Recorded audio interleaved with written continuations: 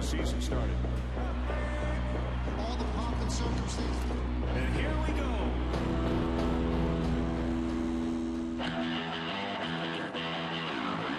Promise. Potential. Fresh air. Fresh start. It's finally here. This has got a chance. It is gone. It's not just the next pitch you gotta wait for. It's also the next season. And man, when it arrives, the possibilities are endless. The look on his face says, I can hardly believe it. Did he catch it? Oh, he did! One of the most remarkable, improbable baseball games you will ever see. It's been a while. And the Giants have won the World Series. But baseball is so worth the wait. Welcome to opening night on ESPN.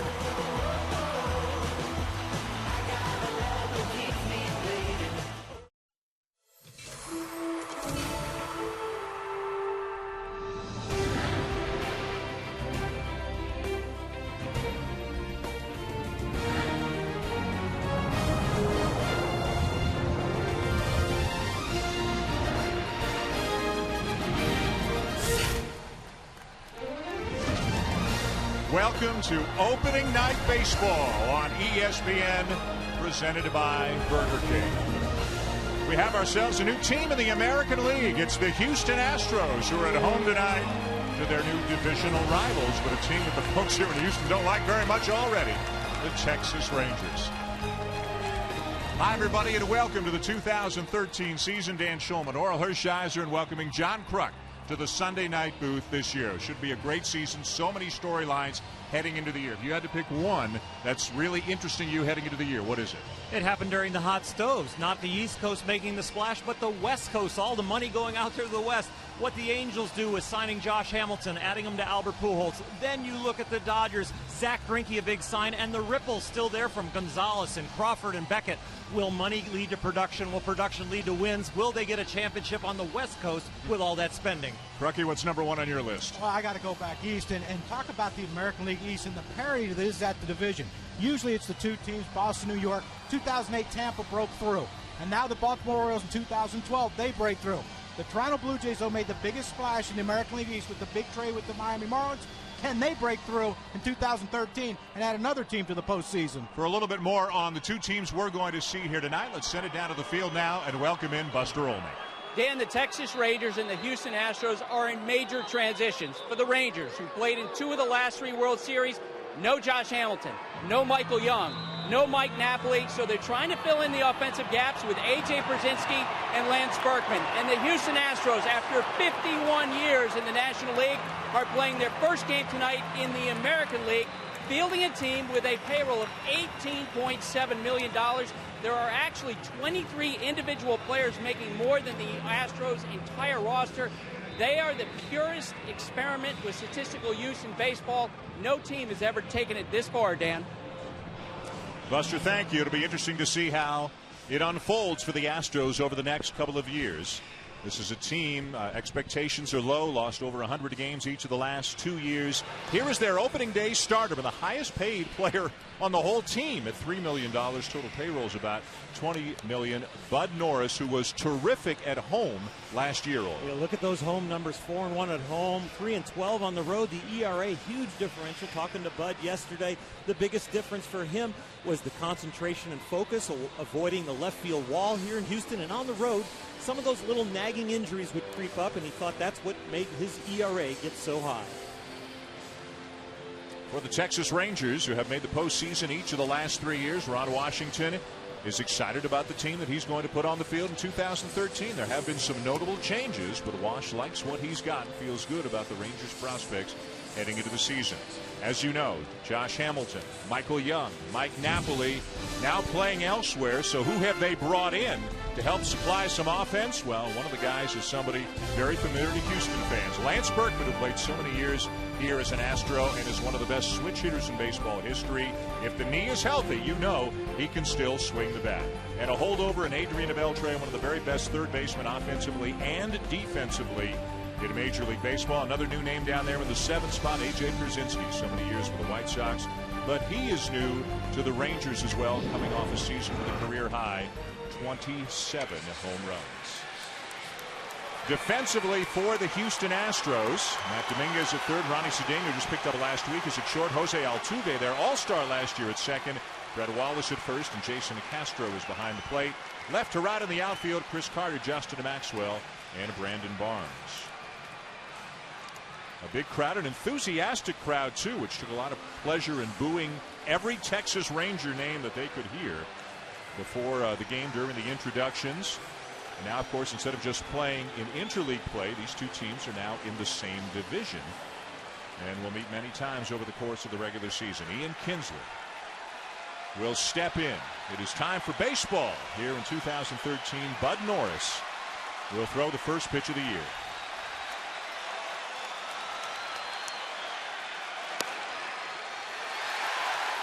And a first pitch strike. That ball taken out of play. Kinsler hit .256 last year. 19 homers, 21 steals, although both of those numbers were down from the 2011 season.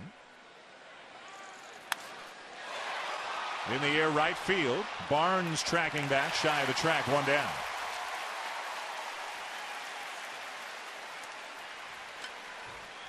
Ian Kinsler over the last 2 years, 2 seasons, has homered on opening day. He'll have a few more at bats today to triplicate that. Triplicate that?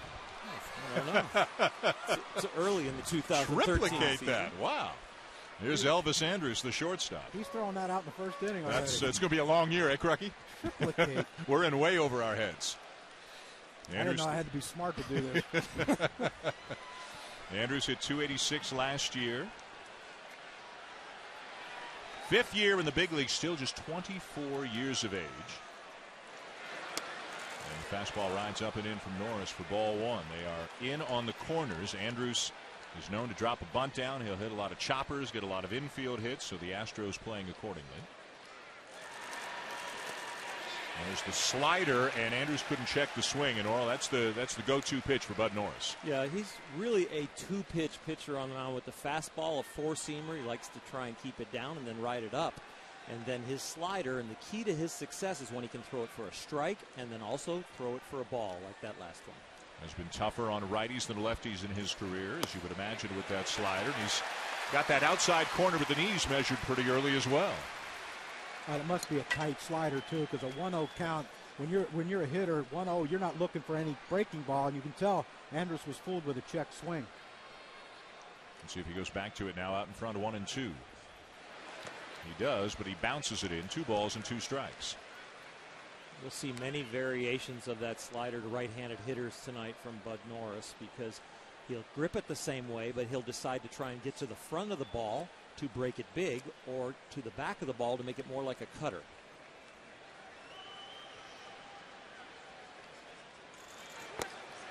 Swing and a miss, 2 down.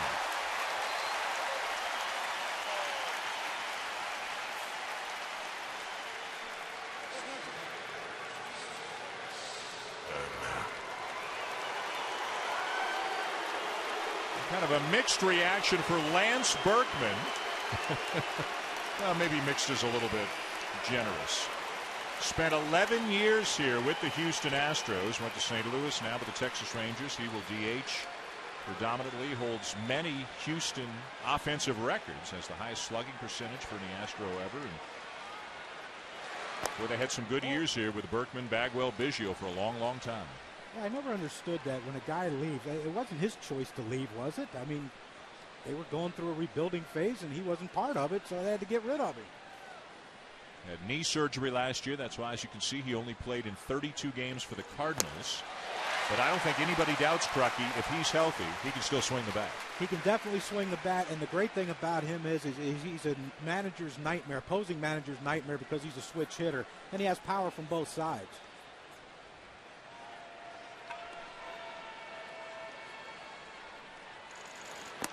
high with a fastball, 2-1. And I really think that Lance Berkman is also very tough to defend, because if you overshift like the Astros are right here a little bit, he's very good at controlling the bat and working the pitcher to a place where he can get it to an open hole.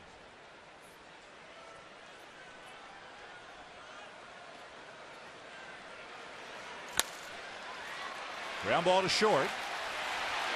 And it's a 3-up, 3-down inning for Bud Norris here from the top of the first. Rangers go quickly. Astros coming up when we come back.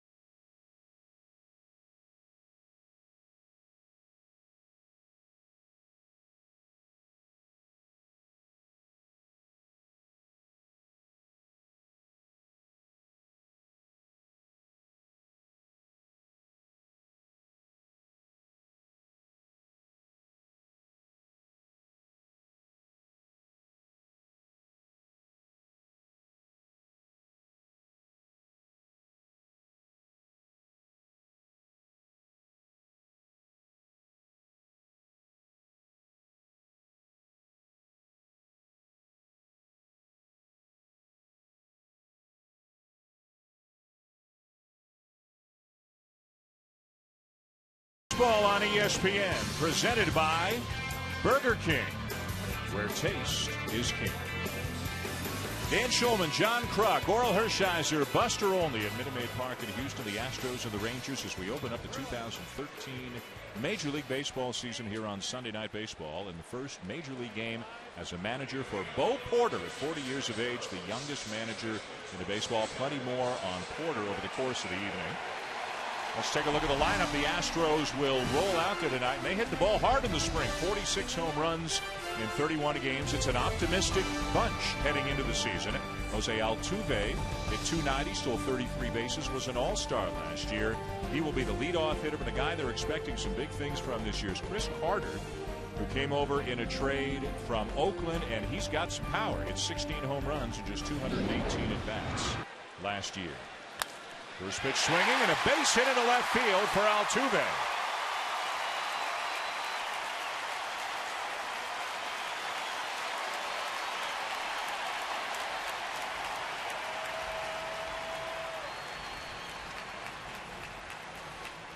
So Matt Harrison throws one pitch, his first pitch of the season, Oral, and it winds up a base hit. Well, it was on the ground, and he's been an outstanding pitcher, an all-star last year, and he gets a lot of ground balls. He's going to keep the ball down. He's got a heavy two-seamer. He pitches to contact. He can strike some people out, but he's not a big strikeout guy, and he keeps the ball in the ballpark. You see those 22 home runs and 213 innings pitched. Altuve a threat. Brett Wallace first pitch swinging, and he fouls one off right side. How important is it, Oral, for as an opening day pitcher? You want to establish your first pitch fastball. You want to just throw it over the plate and see what happens. Altuve didn't give him a chance, though, did he? No, Brett Wallace jumped on it right away, too. And they know he tries to live with that two-seamer. And the best thing about that pitch, though, is you get that ground ball again. It's at somebody. It's a double play. Beltre way off the line at third. And another foul off by Wallace, 0-2. Wallace is a guy, former first-round pick by St. Louis when Jeff Luhnow, the current general manager of the Astros, was the scouting director of the Cardinals, so he's familiar with him. And Wallace went from St. Louis to Oakland to Toronto to Houston, all in the span of just a couple of years, Crooked. And you can tell how much Harrison loves his two-seam fastball. Even with the hole open with the lefty, he's still running it in on Wallace's hands.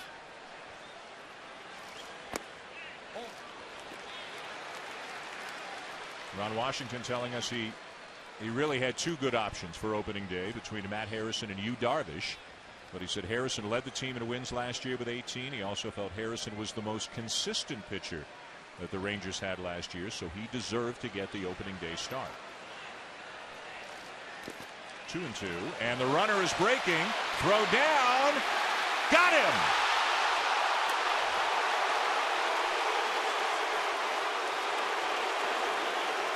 And Bo Porter, less than 1 inning into his big league managerial career, is going to be out talking to an umpire. Andy Fletcher, the second base umpire. Well, AJ bounces on that one pretty quick, and he gets to it. And it looks like right there, Altuve's on the base before the tag by Andrus. Usually when that ball bounces, it comes up, and the shortstop has to give a little. You see that there, just in time. The foot hits the bag before the tag. Well, Bo Porter jumped out there with the right reason in mind, and he'll gain some respect from the umpires for not having bad vision. So Altuve retired, 2-6 on the putout, and now swing and a miss by Wallace, and just like that, 2 down. Well, we've already seen the Ranger defense come into play. Let's show you the players on the field defensively for Ron Washington. Beltre, a 4-time Gold Glover at third. Andrews and Kinsler up the middle. Mitch Moreland at first, and the newcomer A.J. Pierzynski behind the plate. Left to right in the outfield, David Murphy. Leonis Martin, who's going to get a chance to play a lot this year. And then Nelson Cruz in right field. Here's Carter. And a breaking ball in for a strike, 0-1. It's a young man you haven't heard much about, but he's going to hit some home runs and hit them a long way. In batting practice, John, it's some of the most power I have seen for a guy that really doesn't shift his weight at all. Just strong torque and hands. Yeah, he's got great hips, too. Them hips fly out, and when he catches on out front, it goes. 3 pitches and gone, and the inning is over. No runs, a base hit, nobody left. Scoreless at the end of 1 on opening night.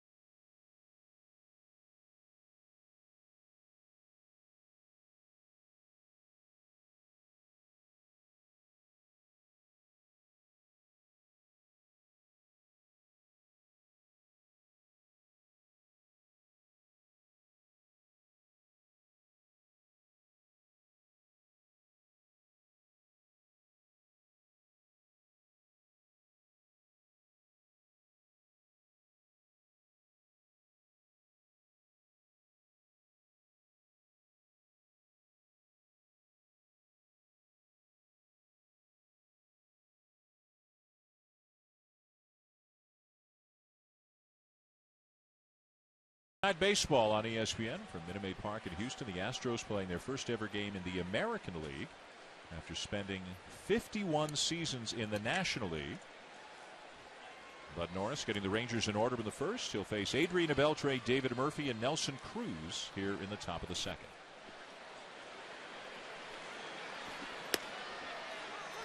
And the strike taken by Beltre, coming off another great year. .321, 36 homers, 102 RBIs, and a Gold Glove. 33 years of age. Swing and a miss at the slider, 0-2. And Oral, that one was more 12-6 as opposed to 2-8. He's got a small one, he's got a big sweeper, and then he's got that one, if he stays on it real well, that's straight down. And that's the one that's the key to the outing, that he can throw for a strike. It almost acts like a split finger when it goes straight down. Line to third, one down. Now, the Texas Rangers, of course, have been one of the most successful teams in baseball in recent years. They have advanced to the postseason 3 years in a row, made it all the way to the World Series in 2010, lost to the Giants, got within a strike of winning the World Series on 2 occasions in 2011, lost to the Cardinals, and then blew the American League West division lead late in the last week of the year. Last year, lost the wild card game to Baltimore. So they've averaged 93 wins a year the last 3. They've been to the playoffs all 3. They have not won the World Series, although they've been there twice. David Murphy steps in. Ron Washington is very confident. Crucky, let me start with you. Are the Rangers still the team that they've been? Are they still a threat to go the distance? I think they are because of their starting pitching. I really believe Derek Holland's going to have a big year. I think he's one of those guys that's been an enigma where he throws like he did in the World Series. He pitched a great game in the 2011 World Series, and then he struggles in the regular season. But I think he's going to turn it around. And I like the team they have now. I like the speed in the outfield. The defense now in the outfield is better, I think. Even though Josh Hampton's a great player, but Martine's probably going to cover more ground than Josh. And Gentry's a really good their fourth outfielder. I think they're going in a different direction. They're not going to be this big 3-run homer, but I think they're going to pitch and defend better. And I think their offense might be fine. The key to the offense for me is the health of A.J. Pierzynski and the health of Lance Berkman, and then an upside year from Ian Kinsler, who had a down year last year. I think they can make up the production if those guys can produce and stay in the lineup. A strike taken by Murphy, 3-1. You mentioned, Crucky, Josh Hamilton. You can't talk about the Rangers without talking about Hamilton. Not only not being in Texas, but he goes to a divisional rival, the Angels, and we'll see the Rangers hosting the Angels a week from tonight on Sunday Night Baseball. So they bring in Berkman and they bring in Pierzynski, but they lose a guy who year after year was among the top hitters in the American League. Leonis Martin will be out in center field, as will Craig Gentry. They're different kinds of players. They hit for average. They're defenders. They've got speed. They certainly don't have the power that Josh Hamilton does. What kind of an adjustment is that for this Texas team and in the clubhouse as well? Well, I think in the clubhouse they're going to miss Michael Young the most. They're not going to miss Josh in the clubhouse. They're going to miss his production on the field. I think, to me, what has to happen when you lose a guy with that hits 40 homers, drive ins 120 runs, and hits 300 every year, is other guys have to pick their game up. Nelson Cruz has to be better. He has to be a lot better than he was last year. This guy right here, Murphy, given enough playing time, I think he could be a 20, 25 homer guy. I really do. But that's what has to happen. Lance and AJ have to be themselves, but Cruz has to be the guy that picks it up. Check swing, and Murphy draws the walk. Time now to take a look at some new faces and new places, brought to you by Denny's. And these are players who have left the Texas Rangers. We mentioned Josh Hamilton. You mentioned Michael Young. Mike Napoli, big power behind the plate. And a couple of pretty important relievers. And Mike Adams and Akochi Uehara. They bring in Berkman and Pierzynski. Joaquim Soria, who is injured right now, but should be back, they hope, by the 1st of June. And they led the majors in offense last year, almost 5 runs per game. Nelson Cruz steps in and bounces one foul up the third baseline. Cruz, like Kinsler, his numbers took a step back last year from where they had been in 2011. And he really slacked off as far as hitting with runners in scoring position, expanded his strike zone a lot last year, and really didn't get those easy RBIs when they were out there for the picking. And he needs to be able to be a productive hitter in key situations, not just when he hits the blast. How far Matt Dominguez is away from the third baseline, and Bud Norris threw first pitch slider. Cruz gets out in front and hooks it down the line. I mean, if that ball stays fair, it's if he catches it, it's an infield hit. I didn't know Nelson Cruz was that big an opposite field hitter, because the outfield's playing him to pull with Maxwell in center, over into left center field. Yep, second baseman shading up the middle. Now, Oral, as a pitcher, if you saw this, if you didn't approve of it, what would you do? Would you make eye contact with Dominguez? Well, I would usually go over it with the defensive report of where they think they're going to play, and if I saw some overshifts that I didn't agree with, and really not about where they're going to hit the ball, but don't take pitch selection away from me. Meaning, if I've got my third baseman that far off the line, as they do with Dominguez, that does take away my slow slider, my slow curveball, even my changeup, that I could give up a hit and a double that used to have been a routine out. Oh, Bud Norris right there just threw another breaking ball that stayed middle in. That if it's down a little bit, he hits it hard. Runner goes, pitch taken high, throw down, and out at second is Murphy.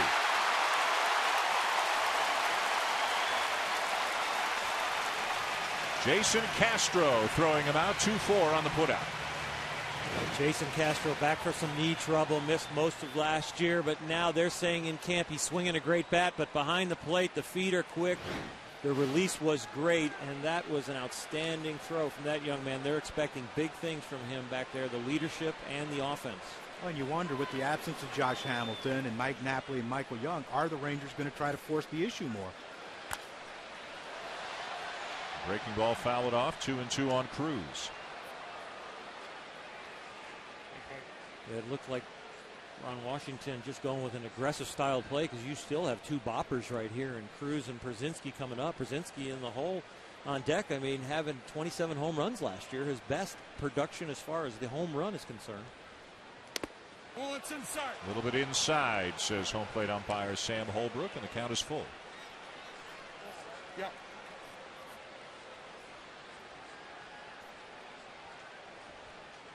Norris making his first opening day start. Last year's 7-13, 4.65 ERA. And just foul. And Prucky, as you were talking about, they were playing with fire with the positioning of Dominguez, and it almost cost him right there. Well, normally your corner infielders, first and third, you're getting a signal from the shortstop or second baseman. In this case, Ronnie Cedeno giving signals to Matt Dominguez, and it's, hey, slider. He might just whistle or something. That means an off-speed slider, breaking ball's coming. Dominguez might shift another step or two. And especially with two outs. You don't want to give up a two-out double. Give him the routine single to left in the other hole, but don't give him a double with two outs and put somebody in scoring position. Well, he throws him another slider. He might be 1-0. Fastball high, ball 4. Second walk given up in the inning by Norris. That's communication right there. He has to go to the fastball. He's got his defender. He went with the trick pitch in the 3-2 and threw the slider. Almost gave up the double. That slider 3-2 is kind of a pitch you're going to get the hitter out in front of. It's not expected by the hitter, especially opening day with the adrenaline going, and 3-2, you think you're getting cheese. Almost burned him. Here's A.J. Pierzynski. Signed as a free agent with Texas after playing the last 8 years with the White Sox. You can see a career high 27 home runs last season. What kind of a feeling did you guys get from Ron Washington about what Pierzynski has brought to the team so far? He talks a lot.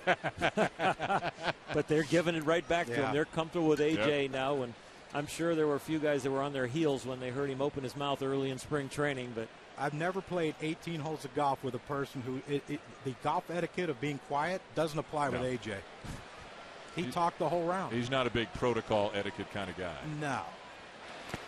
Chases it, and it's 0-2. Apparently he's not a fan of that slider to the dirt either.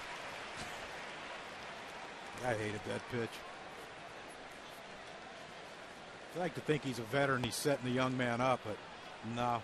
Well, I think the way they've been check swinging and swinging over the top of it, I think you were exactly right about how tight the spin is today for Bud Norris's slider, because they're just not recognizing it till really late. Cruz the lead at first, 2 down. You got to throw him another. No. Fastball, base hit. He outthought himself out there. He says, well, he knows that I'm going to throw him another slider, so he's probably expecting it. So I'll try and sneak this fastball by him. And A.J. just puts the barrel of the bat on it, kind of blocks it out there to left field, gets himself a hit. Wouldn't you risk it? Wouldn't you risk, let's bounce another one? If you bounce it, it's either ball 1, right, and now you have 1 and 2, or he swings it. And he tries to throw a fastball here for some inexplicable reason. Well, he made a mistake with it because he got too much of the plate and not high enough. If he's going to throw it there, go ahead and throw it as a setup pitch and go up the ladder a little higher. You can't trick AJ. He's not thinking with you? Nope. There's not a whole lot of thought process goes into his hitting. Here's Mitch Moreland, the first baseman. Had a great spring for the Rangers, coming off a year in which he hit 15 home runs, drove in 50. 2 on with 2 outs here in the top of the second.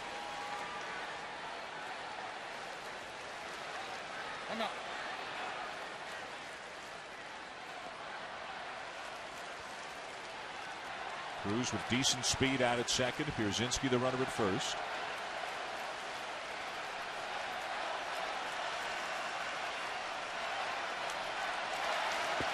Slider in the dirt, blocked by Castro. I'm out.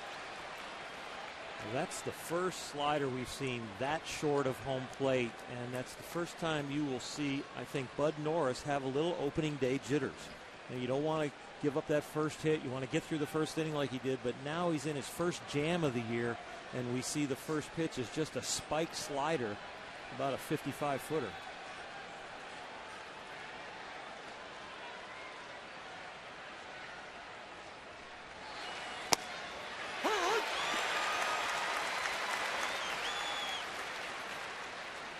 Not a big fan of Cedeno at short, deking back the runner with 2 out. I want to keep my infielders in a place where we're just going to get an out.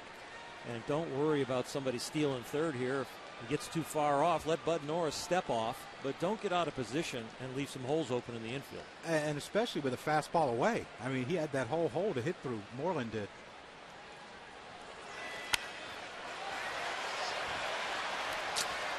You know, Dan, those are the kind of issues that with a young team and not a lot of veterans on the Houston Astros as they go through this rebuilding process, that the little finesse parts of the game that Bo Porter is really going to have to work hard with his coaching staff to continually stay with these guys and not correct them every single moment he sees it, but really stay with them, because they're going to feel like they do nothing right if they corrected every single mistake they saw in every inning. Well, you talked to Bo Porter, and we'll get into this more as the game allows, but he brings a lot of positive energy to the conversation with you.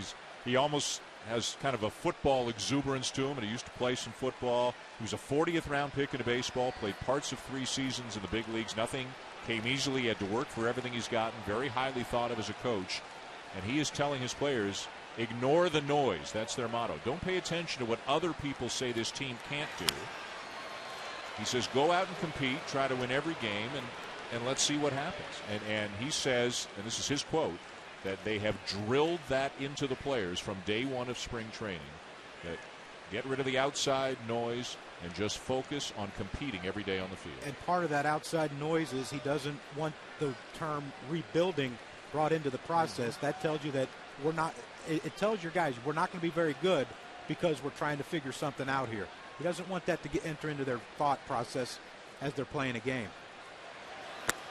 2-2.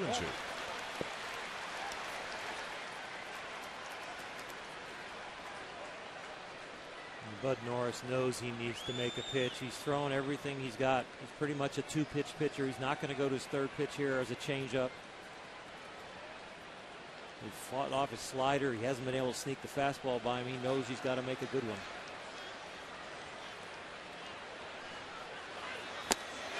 Made a good one with the slider to strike him out and end the inning. So the Rangers leave a couple on. As we mentioned, ignore the noise is the motto for the Astros. They get the Rangers out in the second.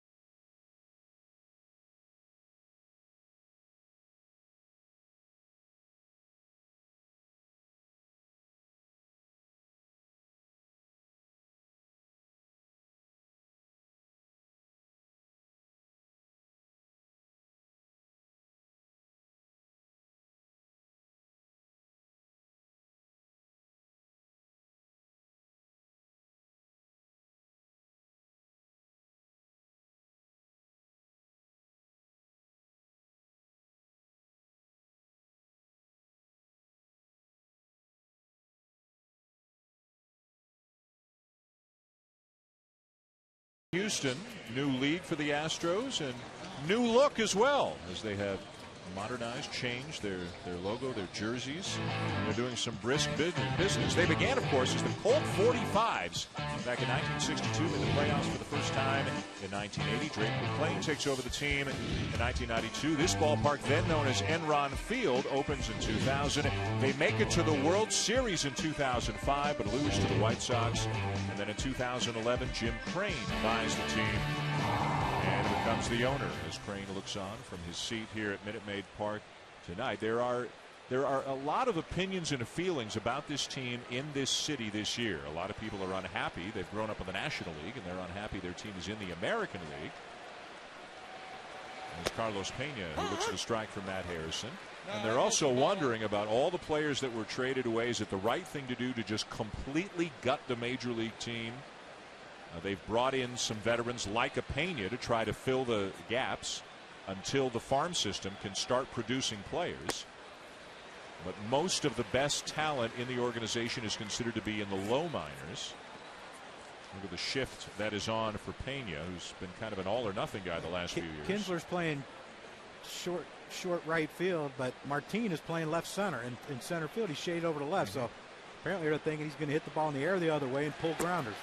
That's the way the Braves played me when I was playing. Pull on the ground, in the air the other way. Did it work? Yeah, oh, yeah. Well, Maddox and Glavine didn't. Smoltz didn't. That didn't hurt. Had nothing to do with the defense, huh? Yeah. Guy on the mound. Yeah, they didn't have to catch many. Swing and a miss by Pena. 3 consecutive strikeouts now for Harrison. Speaking of Mr. Tom Glavine, there's a changeup from a lefty to a lefty that Mr. Tom Glavine brought into the big leagues when he was with the New York Mets at the end of his career, looking for other weapons, and other now current left-handers are doing the same thing. And I think that's a great pitch. A lefty to a lefty, throw a changeup in, and people say, oh, why would you throw it in?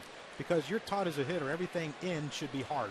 Something hard in is the pitch, and when you throw that changeup, you get out in front like Pena did. Here's Justin Maxwell, the center fielder. Hit .229 last year, 18 home runs. Former Yankee farmhand and made his major league debut with the Nationals, now in his second year with the Astros.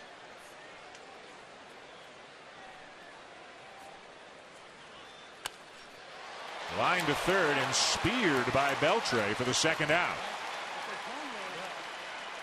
What a surprise. Adrian caught it.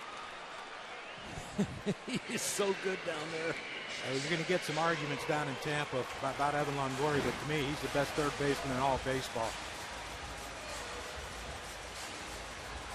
Unbelievable reflexes, great throwing arm, flat-footed, throws a 92 to first. Yeah. He plays third base with his hands, where a lot of guys have to play with their feet, and it doesn't matter what position or where his weight transfer is. His throws are hard and accurate. And he has fun playing the game, as you can see right there. He really loves going out there and playing every day. He always has those little minor injuries at the beginning of spring training, but always seems to get healthy for opening day. How does that happen? I don't know. Here's Jason Castro, the Houston catcher. As Oral mentioned a little bit earlier, he's healthier now. He missed all of 2011 after knee surgery, and the knee was still a problem off and on last year. But we had 3 people say the exact same thing to us about him yesterday. He's got his legs underneath him now, and they think it's going to help him tremendously, both behind the plate and with the bat.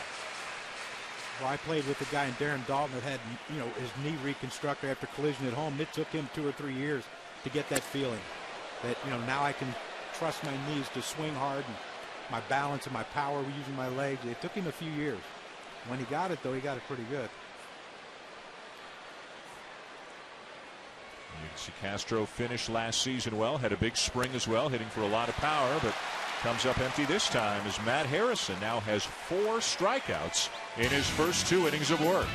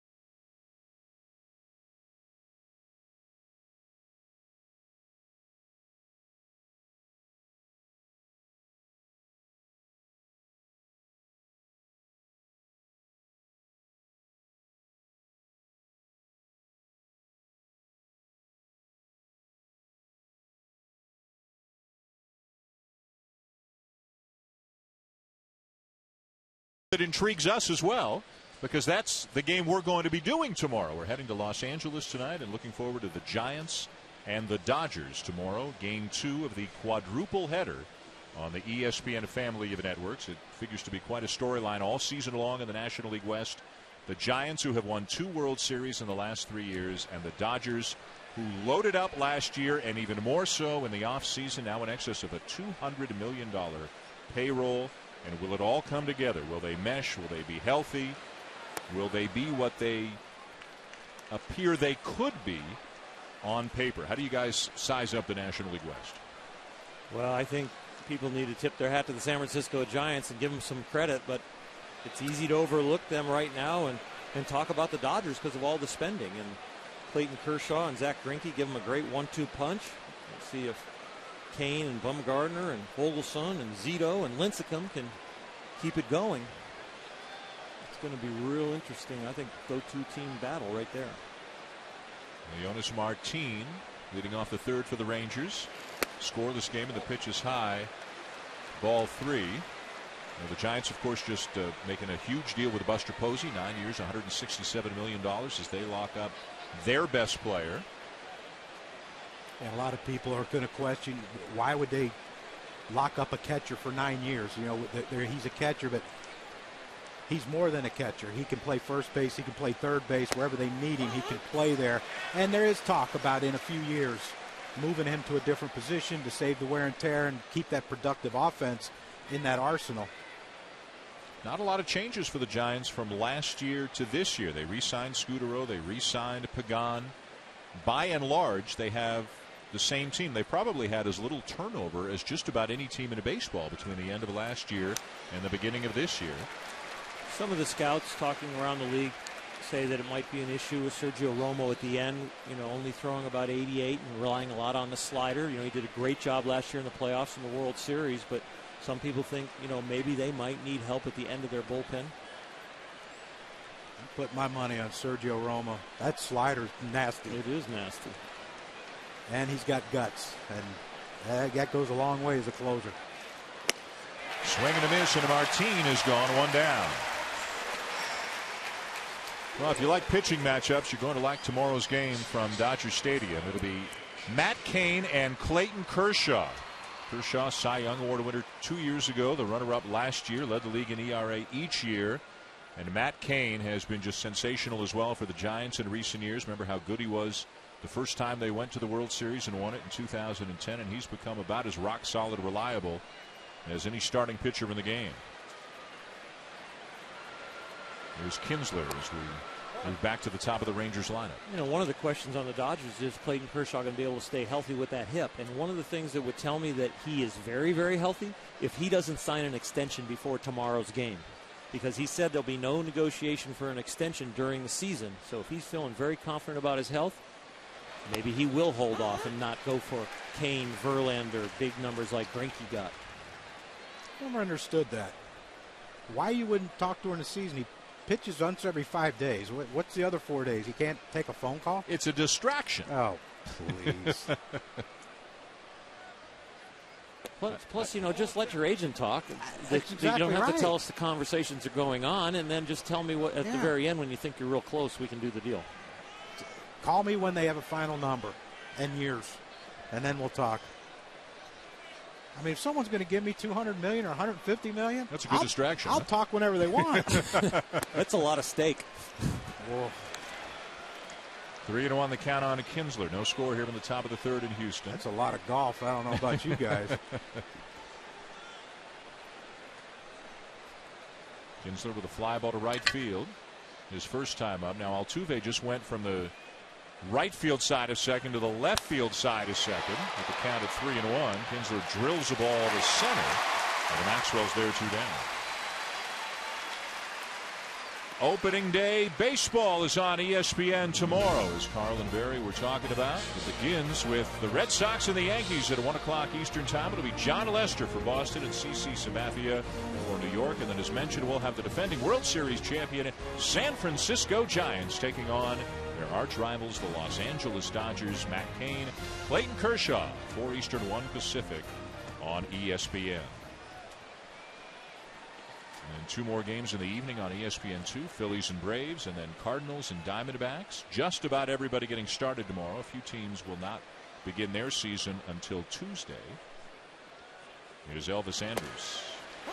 And a strike over the outside edge from Norris. Elvis last year made a big step up in his offensive game. They're looking for him to make another stride. He had career highs in on-base percentage, average, RBIs, and he just continues to get stronger and more disciplined at the plate. Shows bunt, takes it inside, a ball and a strike. Got the attention of Matt Dominguez down at third. And you see Dominguez has moved in a little bit. He was way back on that play, but, you know, I think with two outs, Orel, if they want to lay down a bunt, let him lay it down. Exactly. Don't give him a double down the line, though. A lot of times in this situation, I would tell my third baseman, look, I got the bunt. And if he makes a good enough one that I can't get him out, then you know what? I'd rather have him stand at first, but I don't want him getting that double down the line. And 2 out doubles down the line, if you give up enough of them over the year, they're going to cost you quite a few runs.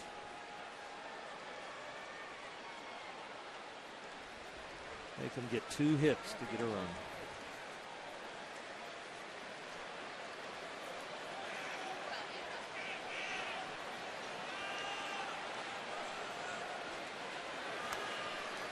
Fights off a high fastball. The count remains 1-2.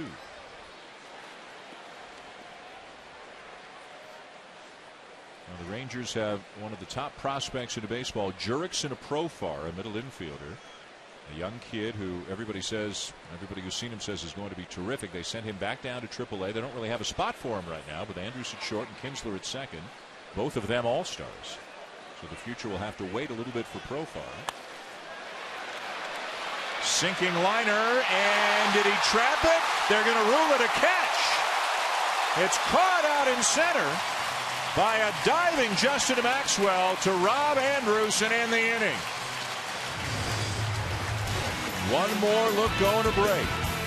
Maxwell tracking, diving, and trapping.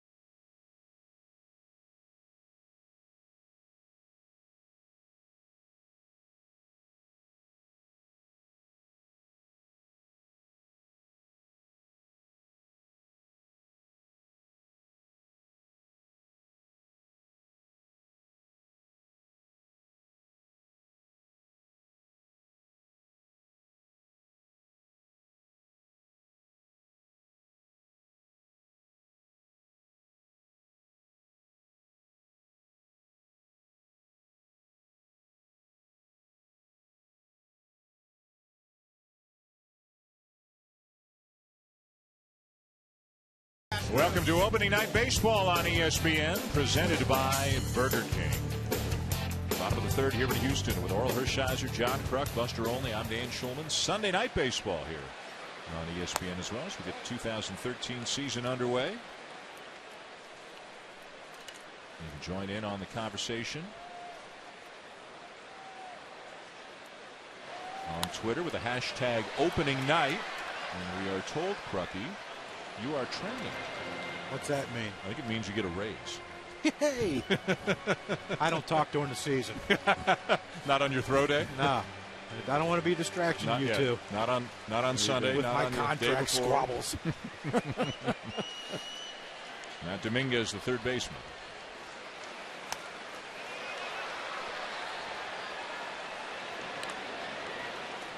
Matt Harrison on the mound, 4 strikeouts through 2. Has given up 1 hit. That was to Jose Altuve, who was then thrown out trying to steal by A.J. Pierzynski.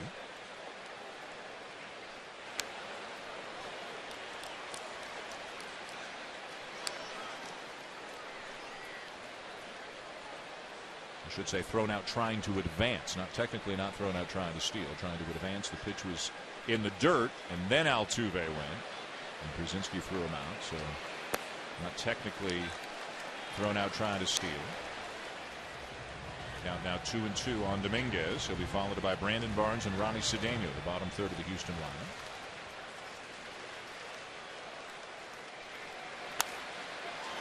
And a roller to short. 1 down.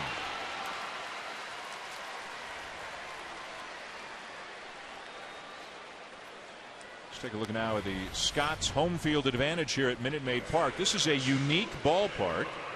The Crawford box is just 315 feet down the left field line, tempting for all batters. And Towles Hill, one of the most unique aspects in any ballpark, named after Tal Smith, the former president of the Astros. We've got the locomotive here at Minute Maid Park, high above the fence out in left center. It goes over toward the left field corner. This place has some character. There's Amy Bailey with the camera and the conductor, Bobby Vasquez. Wave, Bobby. I am shocked that nobody on our crew asked you to go out there and ride that train. Well, they probably knew if I went up that far, I would never get back here. Of course, I like oranges. There's a bunch of them up there. Those are fake, John. They're edible. Swing and a miss, 2-1 on Barnes. Remember being here during the postseason in 04 and 05. The Astros made the World Series in 05, and they had just great teams. And this place rocked. This place was about as loud as any ballpark you could find back then. 2-2 to count. And it's a franchise with a proud tradition. They've had some great players, some Hall of Famers, and they're hoping that in the not too distant future that they'll get back to where they were. Harrison with his 5th strikeout already. Well, he is really on his game. He's locating that 2-seamer to both sides of the plate. That was a swing and miss changeup right there. When you can throw the ball 94 miles an hour on the corners down and then come back with something around 82. Look at that changeup grip. He turns it over. He's throwing it with the 2 fingers in the middle of his hand. Not a complete okay changeup. Not really using his pinkies. Pinkies down on the side of the ball. Boy, he is locked in on that outside corner to righties. 2 down, nobody on for Ronnie Cedeno. Spent last year with the Mets. Released late this spring by the Cardinals. And picked up by the Astros, who were in search of a shortstop. Cedeno, 30 years of age, and another one of the veteran guys the Astros have brought in really as a stopgap until the farm system starts producing. And we met the young man yesterday who might eventually replace him in Carlos Correa, who was the first overall pick just last year. 18 years of age, and he is a big, impressive looking kid. He really looked like a young Alex Rodriguez to me when Alex came up to Seattle as a young man. Just the size of his hands and arms and just the chiseled body already. He looked like a tremendous athlete. Down the right field line, and Cruz is there to end the inning. End of 3, no score. Former Astro great Lance Berkman will lead it off for the Rangers.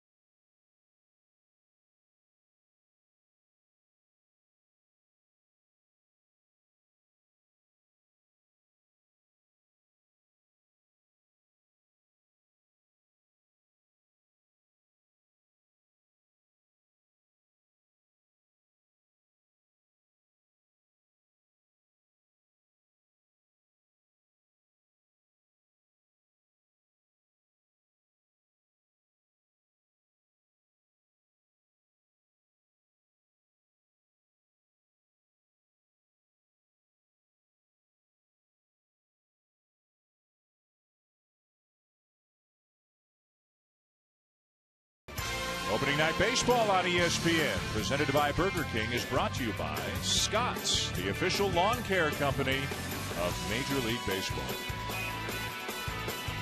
Back in Houston, Dan Schulman, John Kruk, Oral Hershiser, Buster Olney. Rangers and Astros scoreless going to the fourth. Lance Berkman to lead it off against Bud Norris. Berkman grounding out his first time up. And a strike of the knees, 0-1. Lance Berkman wanted to chat about the strike zone a little bit with Sam Holbrook, the home plate umpire. Sharply hit into left center, a base hit. Maxwell cuts it off, and Berkman with a long single.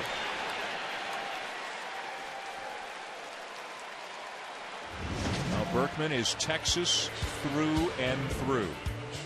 Little leaguer in Austin. To high school in New Braunfels, Texas. Was the National Player of the Year in 1997 right here in Houston, playing at Rice. Of course, was an Astro for 11 outstanding years from 1999 through 2010. One of the most feared hitters in baseball. And this year signs a one-year deal with the Rangers. Do you know, if you look at all switch hitters in baseball history, only Mickey Mantle has a higher slugging percentage among switch hitters than Lance Berkman. So he's higher than Eddie Murray. Higher than Eddie Murray. And Chipper? And Chipper. Pretty impressive. Huh? Very impressive. Yeah. That's what I don't think people understand. He's been a really good player for a long time. He flies under the radar, though, for some reason. Adrian Beltre with a high fly ball left field. Carter has room. You can never be sure in this ballpark when it goes to left field, because it's not that far away to hit it out of here into the Crawford boxes.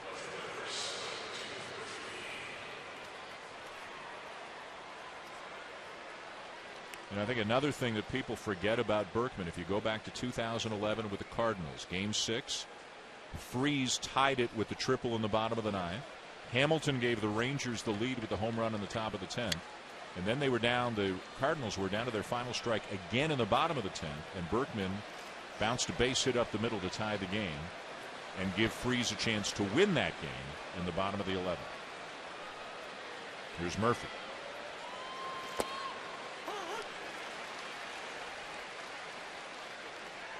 As you mentioned earlier, Crucky, he played a lot and played well last year. Hit over 300.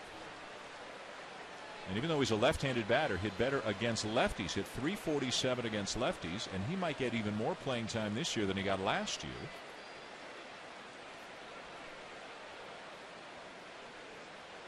Hit 15 home runs. These guys really had to bide his time over the last few years, wait for that opportunity, wait for a chance to get more than about 400 at bats. He seems to be one of those guys the last 3 or 4 years that you know, he comes to spring training every year and they try to bring in guys to take his place. And every year, at some point in the season, he's getting a lot of playing time because the guy can hit. He might go first to third here with Berkman. Grounder in the hole. Not with that swing. The emergency hack, huh? Setting him up.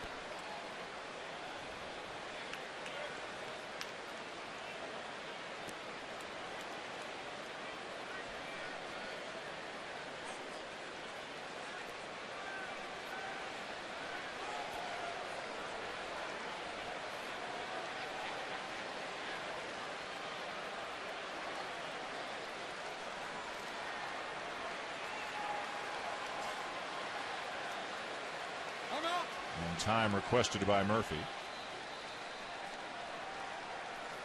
can see how they feel about him too. He's hitting 5th in the order. He was a guy who the last couple of years would most often find himself 7th or 8th when he was in there. But with his success and the departure of a couple of key hitters, he is moving up in the order. Also gives him a chance to split up righties and lefties. Got Berkman, the switch hitter, hitting 3rd. Murphy, the left-handed batter, hitting 5th. And then Pierzynski, another left-handed batter, down in the 7th spot. Every batting slot you move up, by the end of the year, you get 20 more at bats. So He could end up with maybe 40 more at bats just from batting order position. Bouncer foul. And if they face a left-handed starter, they can always hit Berkman fourth, Beltre third, Cruz fifth, and then hit Murphy hit sixth, or whoever else they feel like they want to put out in the outfield. Interesting pitch selection here by Bud Norris with the runner on first base. With 2 strikes, the last thing you want to do is get fooled by anything. So you kind of get out in front and just try to wait a little bit. And he keeps throwing off-speed pitches. He's leaving that hole wide open for him to hit it.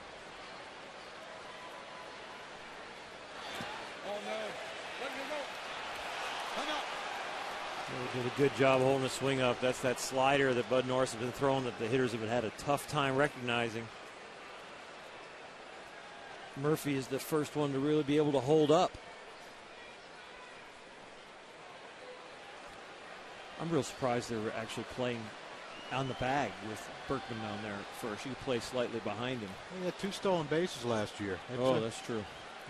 That'll scare you. 2-2. Check swing on a fastball, full count. And he did a lot of speed work in the winter. Yeah. Any chance they start him? All jokes aside, any chance they start him? I do. I think with the way Murphy's taken the last couple of pitches, he's seeing the ball. And I think they feel like he can put it in play no matter if it's a strike, he can put it in play. Ron Washington's been aggressive with all the base runners that have gotten on. They've gotten thrown out, but they have definitely been taking their chances so far and pushing the envelope. And it's early in the season, so he's relatively healthy. July, probably not.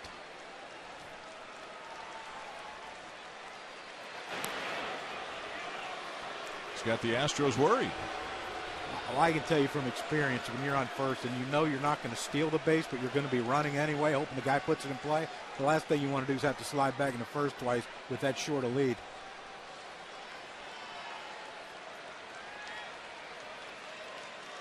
He's going.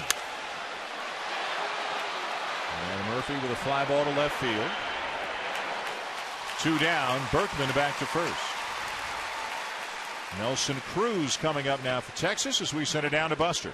Guys, of course, Nelson Cruz was one of the players whose name appeared in the documents of that Miami PED clinic, along with Ryan Braun, Alex Rodriguez, and others.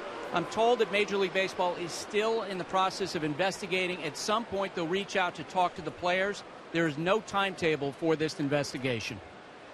And this is something that could affect potentially almost 100 players if the reports are true about how many players are rumored to be on the biogenesis clinic lists.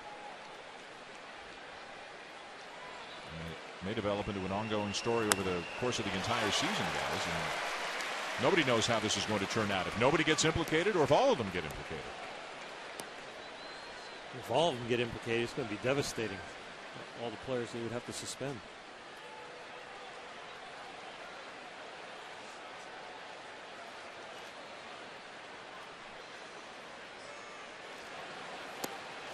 And 2.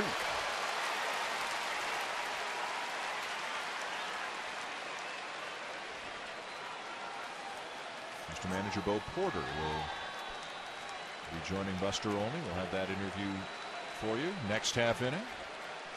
We've seen Bud Norris try to sneak a fastball in after watching somebody look sick on a breaking ball. I think he needs to stay breaking ball low and away in the dirt.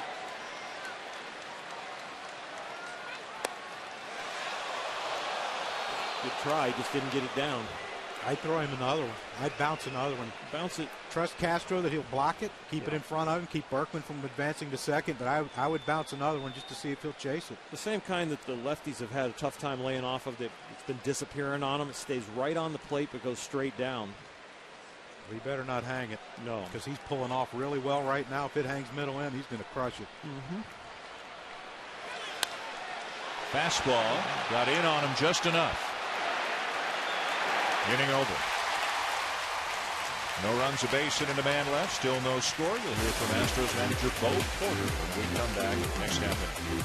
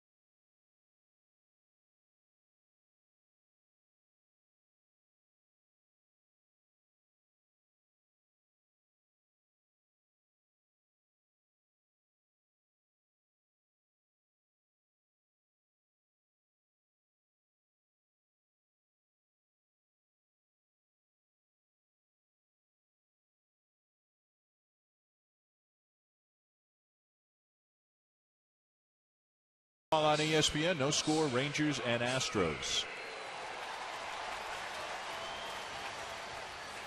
Now, Bo Porter, the first-year manager of the Astros, a guy who played parts of 3 seasons in the big leagues, has managed in the minors, coached with the Marlins, the Diamondbacks, the Nationals, now the manager of the Astros, and between innings visited with our Buster Olney. Bo, a long road for you to becoming a major league manager. What does this night mean to you? It means a lot. You know, when you play the game and you think about what you're going to do after the game, it's something that I thought about when I got to the back end of my career, and I'm extremely honored and humbled, you know, at this opportunity, and I'm just excited for the city of Houston and the Houston Astros organization. Matt Harrison dealing so far. What do you see as the adjustments for your hitters to make tonight? I think we need to slow him down. I mean, he's getting the ball, and the ball is coming back out every 6-7 seconds. I think we need to make him slow down and kind of take our time a little bit and get better pitches to hit. Oh, thank you. Thank you. Buster Olney, Bo Porter. Bottom 4, no score. Matt Harrison facing Jose Altuve. There's a base hit tonight, the only base runner so far for the Astros, as he hits a fly ball to center field, but it's a big, spacious center field here. Plenty of room for Martin, 1 down. And Bo's wife, Stacy, is a native of Houston. One of the things that excited him about taking this job, he was rumored, maybe, guys, to be the next manager of the Washington Nationals. A coach there, but Davey Johnson came back for at least this year, beyond who knows. We've gotten a chance over the last couple of days to spend some time with Bo Porter. Get to know him, talk to him about his philosophies, his ideas. What do you guys take away from those meetings? What stands out to you guys about Porter? Enthusiasm, intensity, genuine purpose to his life and the plan he has for the Astros and these players. And he's a straight shooter. Yeah, I think the players are going to know where they stand with him. I don't think there's going to be any sugarcoating. You know, what he told us today in our meeting with him was, you know, you guys are big leaguers, and you're expected to compete like big leaguers and you know, give us 100% every single day, and he's going to hold them accountable to that. So much is said about what he said about, you know, don't pay any attention to the noise. Yep. And some of the noise for him is that, you know, just because our salaries aren't as high as our opponents doesn't mean that we're necessarily supposed to lose. Nobody wins on salary. We go out there on effort and execution, and we'll take everybody on. We'll take all comers.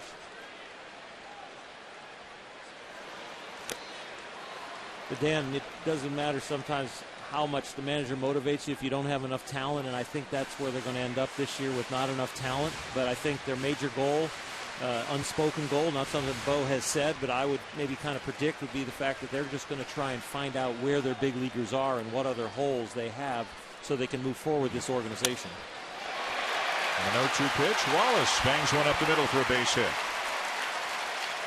He talked to us about hoping that a year from now that they don't have as many jobs open in spring training, that more is settled, that he can learn from this year who can be part of the future, who can be part of the core, and who is not able to be part of the core. And this is another one of the sayings, and this one is Bo Porter's himself. The road to being a champion is always under construction.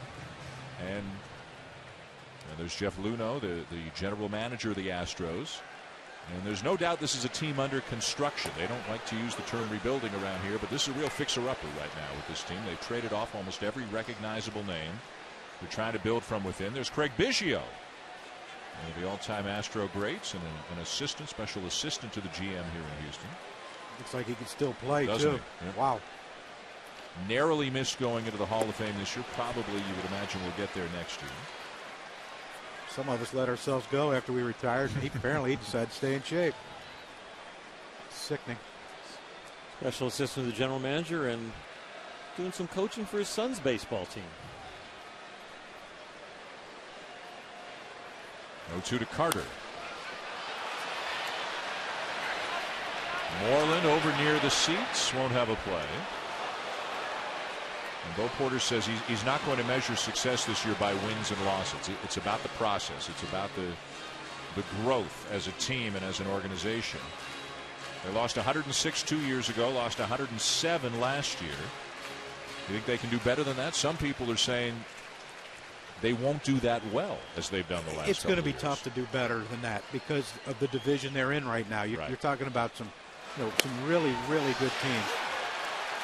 Moving to the American League West, joining the likes of the Angels, the Rangers, of course, the defending division champs in the A's, and a Seattle team that brought in a lot of offense in the offseason, and they look like they're improved. Kendrys Morales, Michael Morse. I mean, they added some guys who came from winning situations with the Angels and with the Washington Nationals. And I think you have to, when you have a young team like they have, you bring in guys from a winning organization, and they can teach these guys how to go about the winning process.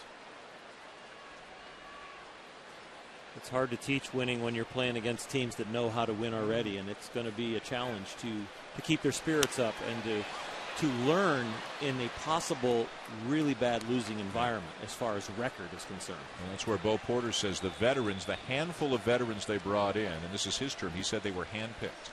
A guy like Carlos Pena, who's at the plate, Rick Ankiel, who was with Bo Porter in Washington. They wanted some veterans who could help get the younger kids through the tough times. Well, and to not have any divisive veterans that we're going to be on the same page and back the manager and his voice. Because the worst thing you can do is bring in veterans that maybe lose interest because of the growth and the quote-unquote construction. And then all of a sudden your voice from the manager's office doesn't ring as true because there can be some cancers in the locker room. The last thing young players need to hear is grumbling from a veteran about how terrible our team is. But believe me, I've been a part of that. It's real hard to get them out early for early BP or to work on PFP or to have infield practice, and you can get them out there because you have the authority, but to get them to concentrate and to continue to learn and grow, it's harder if the veterans don't back you. Base hit through the left side. Wallace, big turn. And we'll head back to second. They had the shift on for Pena, and he hit it through the open side of the infield. Watching him in batting practice today, he hit a couple balls way deep into the seats in left field. One off the wall out there and over the Crawford boxes. I think he's making a conscious effort to hit the ball the other way, and especially lefty-lefty. You know, I know as a left-handed hitter, if I could hit the ball the other way against a lefty, it was a great weapon. And Tony Gwynn taught me that early. Try to hit lefties the other way. Carlos Pena has to figure out a way to hit the ball more the other way to take that shift away from him. And I hear this stuff all the time. Oh, we'd rather give him a single to left and let him pull it to right. Okay, how many men are on base when you're giving him that single to left? There it didn't hurt you yet because Wallace didn't go to third base, but I mean, I don't want to give a hit to anyone anyway, a free hit. So now 2 men on with 2 outs. No score in the bottom of the 4th. And here's Justin Maxwell lined out to third his first time up. Maxwell struggled in the spring to swing the bat as he takes down and away ball 1. 29 years of age, as we mentioned, a few years with the Nationals, up and down between the majors and AAA. 6'5", 220. We'll pitch him careful with a lefty on deck. To left field and deep. Off the top of the wall, stays in play. 2 runs are home. Maxwell's on his way to third, and it's 2-0 Astros.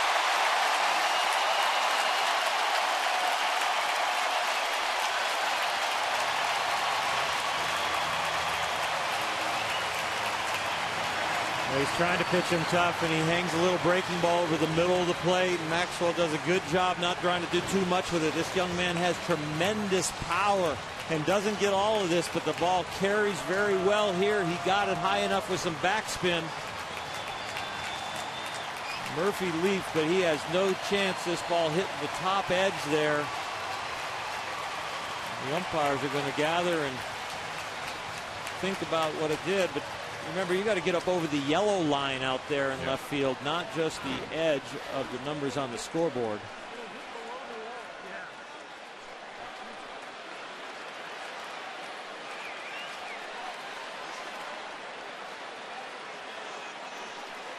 Bo Porter's out in the infield, so he must have gone out and said, hey, are you guys sure that didn't hit above the yellow line? They're going to go check. They're going to go look at it. Well, this will be a quick one because it was 3 feet below the yellow line.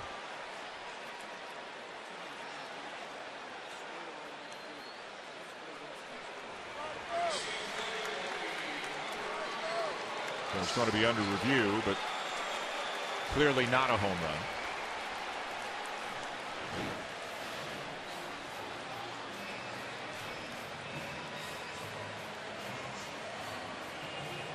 edge.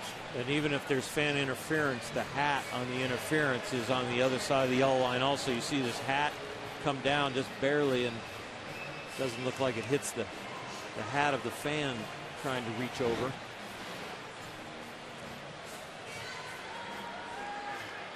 Either way, though, a big at bat for Justin Maxwell here on opening night. A 2-run triple to give the Astros the lead in the bottom of the 4th. Matt Harrison will take the opportunity to throw some warm-up pitches to stay loose while the review is going on.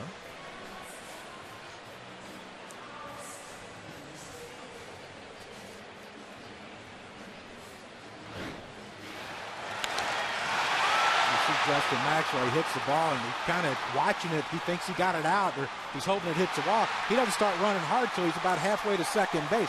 Now, I'm not saying he could have had an inside the park home run, but he didn't give his third base coach a chance to send him because he Cadillac'd at the first base. And that's something your manager, you watch. Young players, how do they participate in the game? And the ruling on the field stands. Hey, I don't know if Maxwell would have gotten inside the park home run, but you got to give your third base coach a chance. And if he ran hard to first, who knows? Because he got into third easily. Then you had the little bobble out there and left. Well, and you have a lefty-lefty matchup here, and he overmatched Castro's last at bat with the strikeout. So you got to think maybe I'd take a chance and send him. Castro striking out his first time up. 2-0 Houston in the bottom of the 4th. Infielders playing him to pull. Beltre way off the line at third. Outfielders playing him to hit the ball the other way. A big gap down the right field line for Castro. This is the defense that Crucky was talking about before. You see it more and more often with left-handed batters, that they'll pull the ball on the ground, but they'll hit the ball the other way in the air.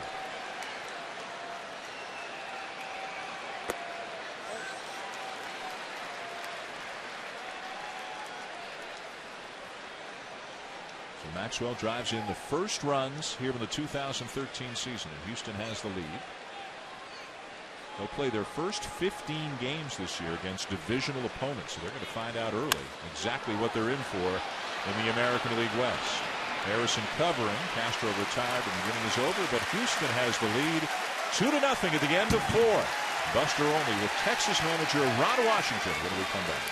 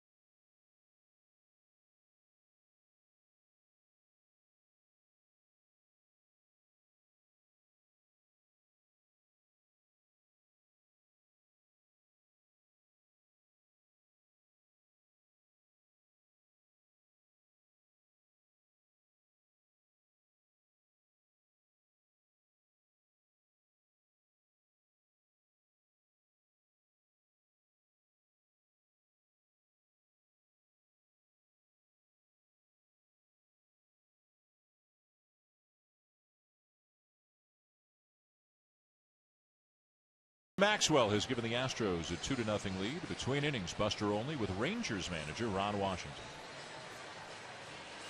Harrison that inning after rolling through the first three. Well, you know, he got 2 quick strikes on Wallace, and you know, then he just made a mistake with a fastball with 2 strikes on him, and he got a base hit there. And Carlos Pena is a veteran hitter, threw another fastball to him, and he found a hole. And then the changeup he threw just ran back in on Maxwell, and he hit it off the wall. So this is your first game in years without Michael Young, without Josh Hamilton. How different is your clubhouse? Well, my clubhouse is the same.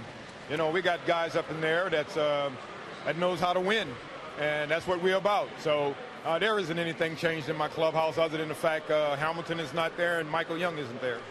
Ron, thanks. Thank you.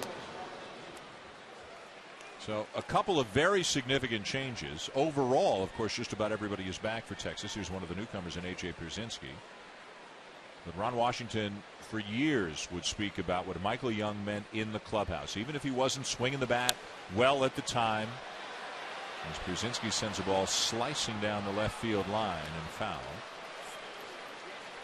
What do you guys think about leadership? How important is it, and what are they lacking in Michael Young not being there in the clubhouse? I think what they're lacking is that what we've talked to with the Philadelphia Phillies when we've been in their camp is what Michael Young brings to a team, especially to younger players. But about, you know, it's not he's a big vocal guy. He's not going to be a yeller and a screamer.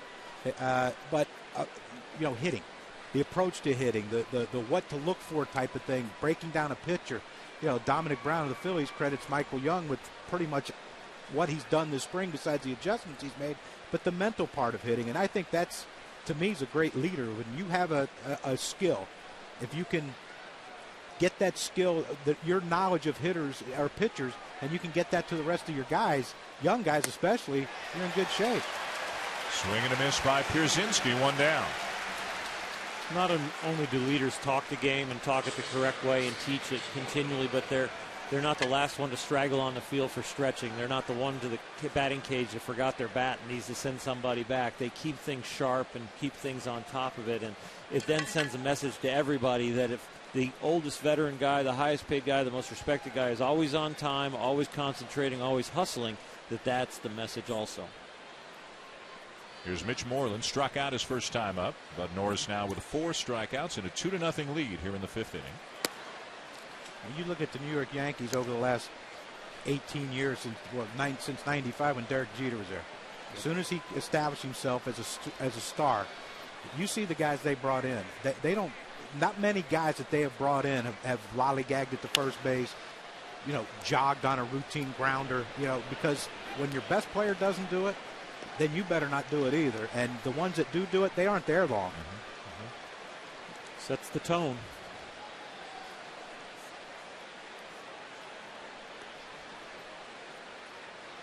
Infielders playing more than to pull. Outfielders basically straight away.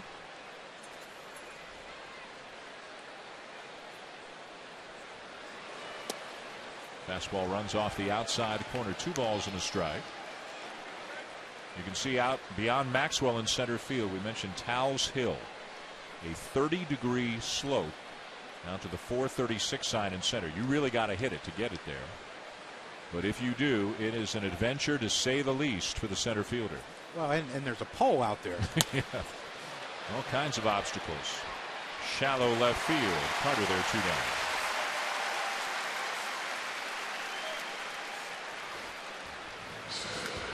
Here's back in 2002, Lance Berkman up on the hill, makes the catch.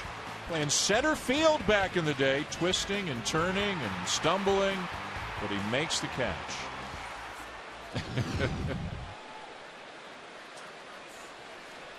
Told me earlier he's probably not going to be doing that anymore. No, those days are gone for Lance Berkman. I think if the Rangers need him in center field, they've got a plethora of injuries and they're not in good shape. He might twist and turn and stumble on level ground.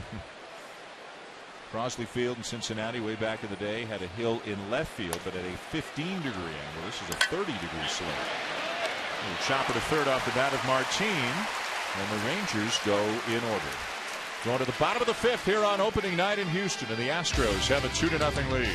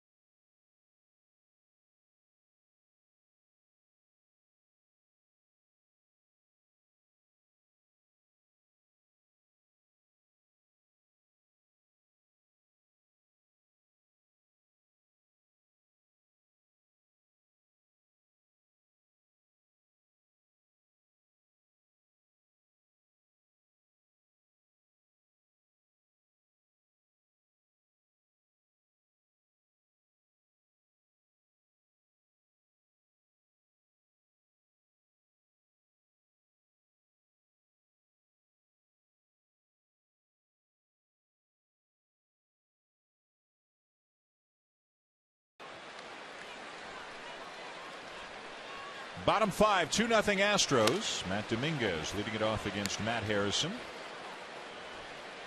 Dominguez, the third baseman, 284 in limited at bats last year with the Astros. You just saw his AAA numbers. A lot of guys on this team split last year between the minors and the majors.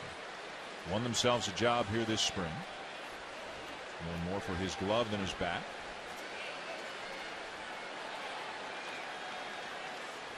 It's the only game going on tonight around the majors. There are a bunch of games tomorrow on opening day, including 4 here on the ESPN family of networks. We'll be out in LA for the Giants and Dodgers. It's not a cushy job, John. We got to go on a plane tonight, get there for a day game, not that studio thing anymore. We travel. Day game after a night game. 3-1. 2 games in less than 24 hours out here for us road warriors.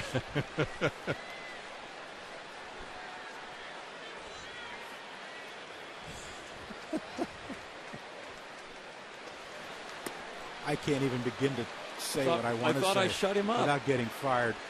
Yeah, it's early in the season for you to take that risk. Get a few more games under your belt. Thank you.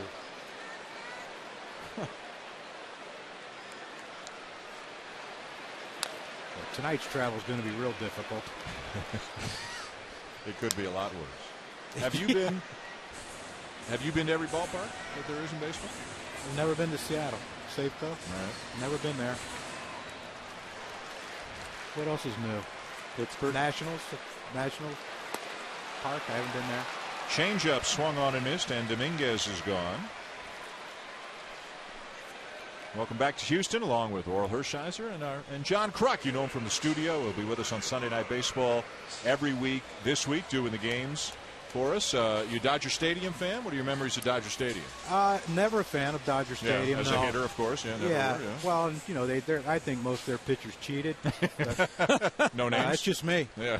No, I'm not mentioning names. No, I didn't. No names mentioned. No. But no. How you doing, Oral? Yeah, you still hit over 300 against him in your career. Yeah. Well, apparently I hit the good side of the ball. He was going to say the dry side. Well, you'll be. I went. You know.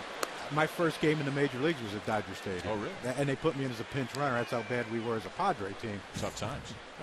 I was a pinch runner in like the 9th inning, I think. They put me in. Gary Temple was on third. They said, second pitch for Fernando, you're going to steal, hit and run.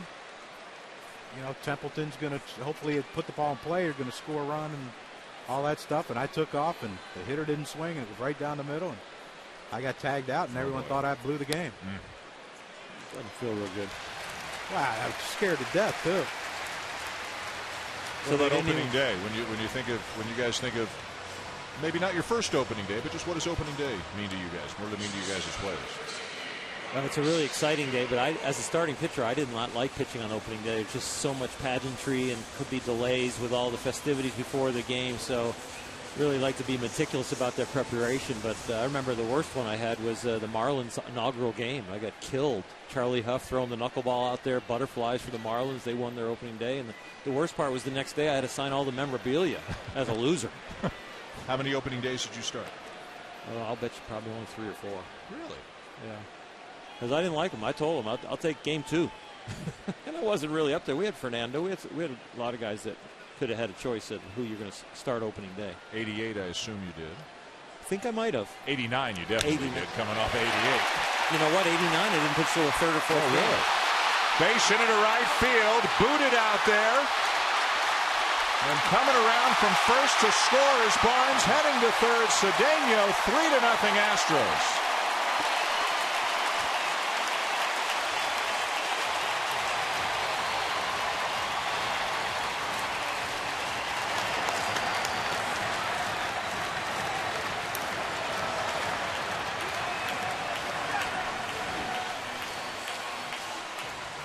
The pitch is out. That's a great piece of hitting with the hit and run on right here. But Nelson Cruz, hey, he just boxed it. He just missed it. There's no excuse. There's no. I can't make an excuse for him. He just missed the ball. It happens. But you see it right there, the runner running, and he's not even looking. He don't need his third base coach. He knows that ball's hitting the ground. I'm scoring. Now he needs him right here when he sees the ball get away from Cruz. And Cedeno was out dead to rights at third base, and Kinsler dropped the ball. So 3-0 Houston. The infield in now for Texas. The scoring on the play is a base hit for Cedeno, and then E9, an error on Cruz. No RBI on the play. Runner at third, one out. Astros up 3-0. The Rangers bringing the infield in to try to keep it at a 3-run deficit. And Altuve, who's a free swinger, already has a base hit tonight. Also hit a ball hard to center field. Looking to get something through the infield or to the outfield to bring home another run. Altuve stands just 5'5", but hit almost 300 last year. Was an all-star. Stole 33 bases. And hit .359 last year against left-handed pitching.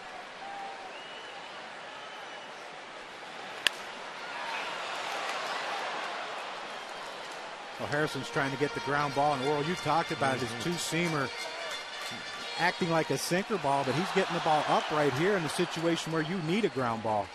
Yeah, he wants the pop-up or the ground ball, and really the inning when he got in trouble with Dominguez hitting the long fly ball to left is when he's trying to trick somebody. If he just stuck with that hard stuff down, he was really dominating the Astro lineup. Line drive, base hit, right center field, 4-0 Astros.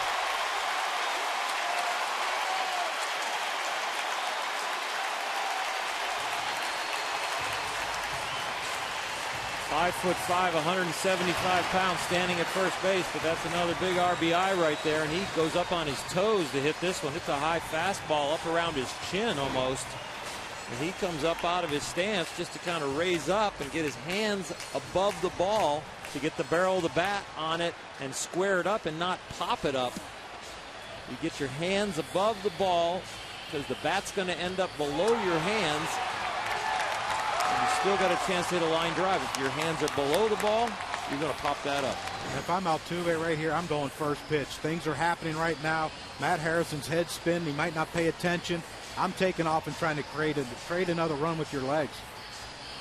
Yeah, Matt Harrison only given up one stolen base in his last 37 regular season starts, so he's real good at quick stepping. But if you go first move, you can get on anybody. I'm running. 4-0. Press it, man.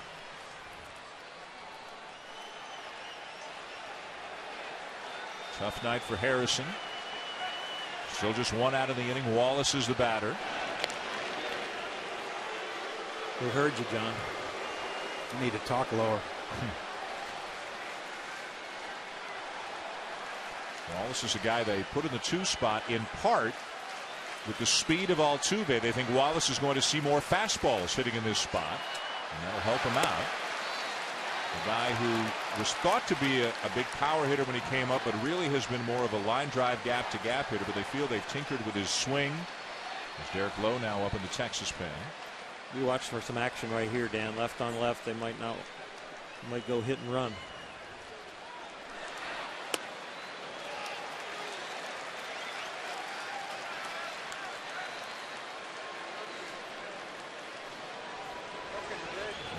If I'm Brett Wallace right here, I'm starting my swing early.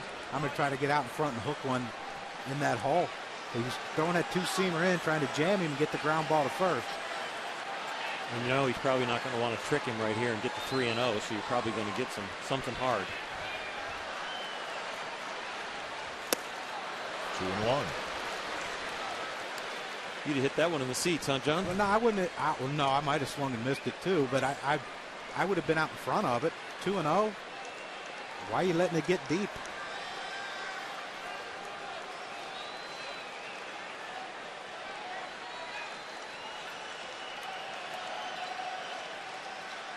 Runner not going. Swung on and missed. 2-2. I think a lot of guys now, younger players especially, they have that ingrained in their head that they can hit any pitch. And I still say, if he's throwing 92, 93 running in on you, you got to cheat on it inside and try to get out in front, especially when you're ahead in the count. Now the count's even. Now you battle. You don't battle 2-0. And a big out for Harrison. Strikeout number 8.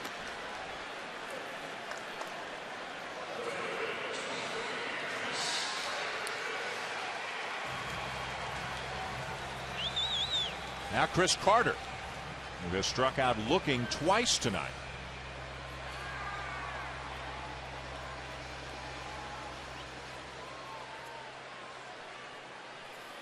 Wonder if Altuve will go now. Now that the hole's not open for the lefty anymore. Harrison tough to run on, allowed just 1 steal in 4 attempts all of last season. He's not real deceptive, but he's very quick. He doesn't pick up his front leg very high. He doesn't have a real big load once he has his first move. Like Tom Glavine was. Just catch it, lift the leg a little bit and go. Popped up. Kinsler. And the inning is over. But 2 more for the Astros and a 4-0 lead at the end of 5.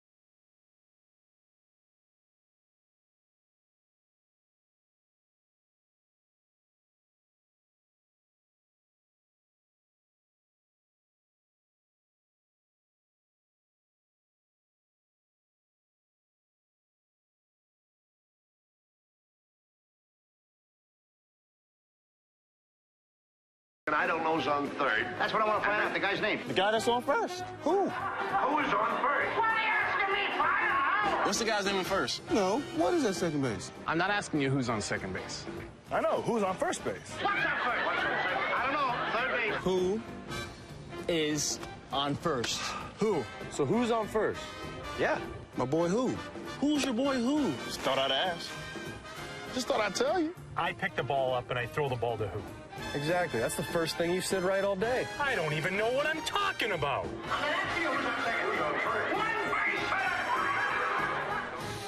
I'm not sure any of them should be giving up their full-time job, but I mean, great job.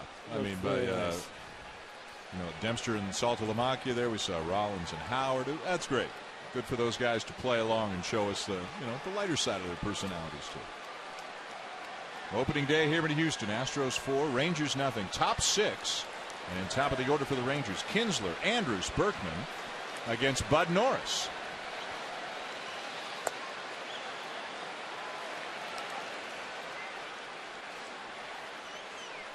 Kinsler, a couple of flyouts tonight. Norris has given up just 2 hits through 5 shutout innings.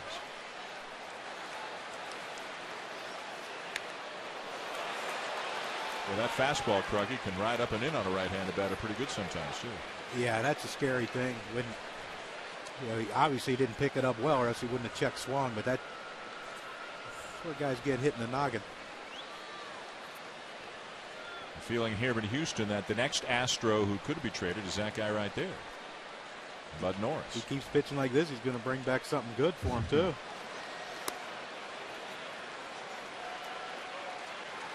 Well, he's thrown the ball pretty well tonight, and he's done a good job throwing the slider for a strike and then using it to get people out. And he's located the fastball when he's needed to late in the count to get some out pitches.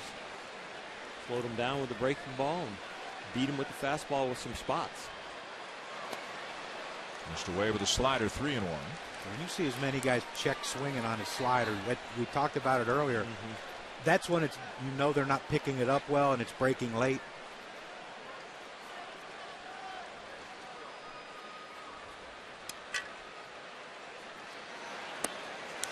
Ball 4. Well, that's something that haunted him last year. His bad games, the walks and the long balls. MLB.TV celebrating 11 years. Watch every out-of-market regular season game live on your favorite supported mobile and connected devices with MLB.TV Premium. Visit MLB.TV for details. With John Kruk, Oral Hershiser, Buster Olney, I'm Dan Schulman. Opening night baseball here on ESPN. A good night so far for Norris. Getting the opening night start over Lucas Harrell, who went 11-11 last year. The reasoning being they mapped out their schedule all the way to the All-Star break, and by starting tonight as opposed to tomorrow, the Astros say Norris would get 3 extra starts at home in the first half. And they wanted to have Norris pitch as much at home as possible because of his great home numbers last year. And we got a chance to visit with Lucas Harrell yesterday after the Astros came in from their workout. And well, he's a young man who loves to talk about pitching and loves to try to learn about pitching. He was with you, Oral, and Steve Sparks, former Major League pitcher, who's one of the Astros radio broadcasters. And this is an earnest, enthusiastic young man that you guys talked to yesterday. Yeah, we got a chance to talk to Bud Norris on the mound and Lucas, and I'll tell you what, both of them are interested in getting better and interested in learning more about pitching.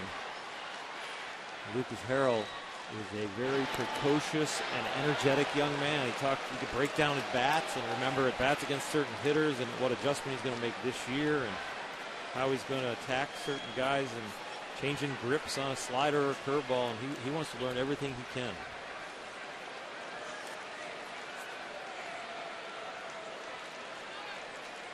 Andrews, the batter, 0 for 2.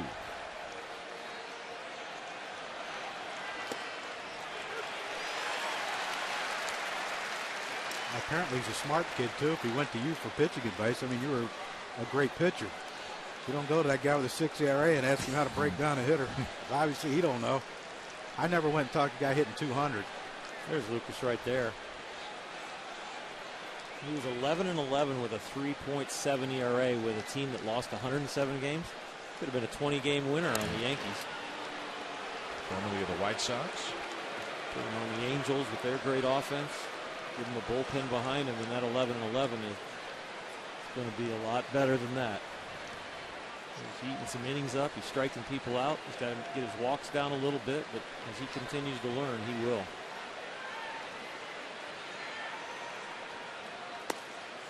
And he talked about how when he's not playing, how into the game he is, how he can learn from anybody, any opposing player, pick up tendencies from anybody on his team or other teams. And you can see he's not the kind of guy who's going to goof around in the dugout. He's going to watch a game. Yeah, his head's not in the stands, and it's not working on sunflower seeds and not paying attention. He's right in there. But we can consider him close to being a real player.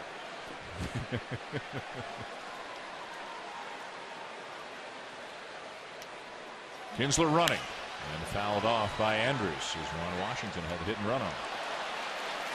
It's an interesting inning for the Houston Astros and Bud Norris and even Bo Porter and Doug Brocail, the pitching coach, because this is the third time around in the order. And the Astros keep a lot of statistics and watch trends, and they are very sensitive to the third time around in an order when a pitcher, a starting pitcher especially, they're Doug Brocail, their pitching coach.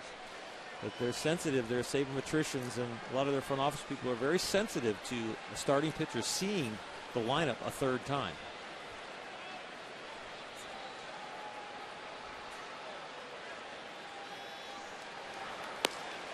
Swung on and missed by Andrews. Fifth strikeout for Norris.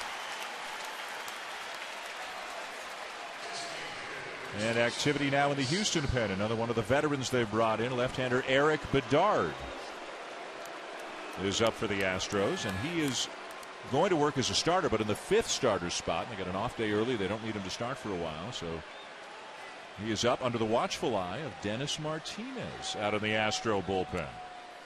El Presidente. El Perfecto. El Perfecto. El Nasty. El Perfecto against the Los Angeles Dodgers. That's right. In Dodger Stadium. He was one of the two guys that you could close your eyes and pretty much tell every pitch he was throwing just by the sound. His curveball made like a chainsaw sound, a buzzing sound like no one's did.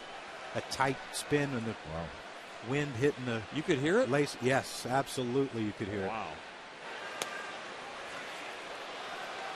Could you hit it with your eyes open? Nope. He did an interesting thing, too, when he stepped back from the windup. If he was going inside, he'd slide his foot one way. If he was going outside, he'd slide it the other way on the rubber. And you could actually watch it, but nobody ever picked it up. He threw a lot of dirt on the rubber, so you didn't know where he was going. 245 career wins for Dennis Martinez. Lance Berkman lines the ball to right field. That's a base hit. Kinsler around second and on his way to third. The Rangers with runners on the corners and one out here in the sixth. That's a great read by Kinsler with one out. I mean, he was off at the crack of the bat. He knew exactly where the right fielder was playing, and he didn't hesitate to get to third base. And you know, when we talked to Ron Washington before the game, he told us that Kinsler's probably the best instinctive base runner they have. Not the fastest, but the most instinctive, and that's just part of those instincts right there.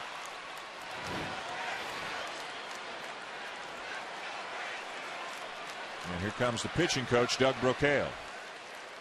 The guy you coached, Oral. In Texas, and this is one of the great personalities in the game also that really is a baseball guy through and through. And talk about get out there and charge somebody up. When you go to the mound to visit Doug Brocail when he was an active pitcher, boy, he charged me up just coming out to the mound to talk to him, even if he's in a jam.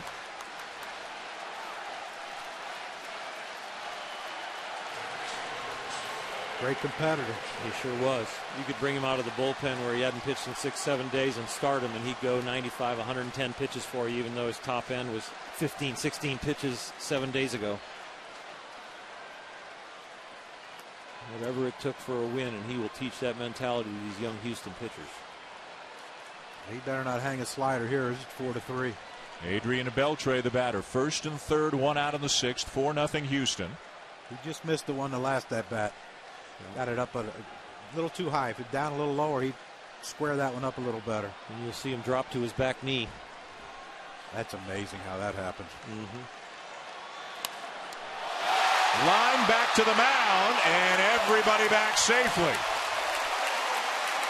Well, John, you got it right. He hung it, and Adrian hit it hard. He just didn't lift it. He happened to hit it straight back up the middle like they were in a batting cage. He took it right back at the machine. That was a bullet that Adrian hit. Well, your natural instinct is to go to the third base, but the third baseman, the guy in third, is really not going anywhere. The guy in first is the one that's, you know, if he thinks that ball might hit the ground if it goes past him, he has to try to get there and beat the force play at second. If he'd have looked at first, he might have had Berkman. Good play just to stab it, though, by Norris for the second out. First and third, two down, and here's Murphy, who's walked and flied out. Norris up over 90 pitches. Trying to get out of this jam here in the sixth inning.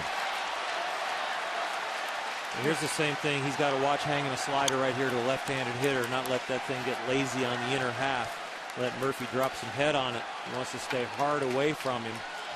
I just like the fact that they have a lefty up in the bullpen in Bedard, whether they're bringing him in or not, and a left-handed hitter in Murphy, and he's sticking with Norris. I like Bo Porter sending the message. I have the faith that you can get out of this.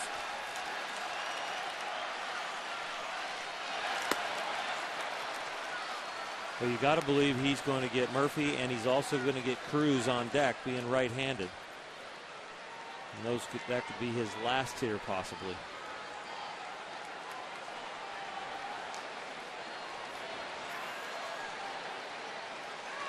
They might get a righty ready right now. Seeing Brocail go to the phone, probably see some action down there.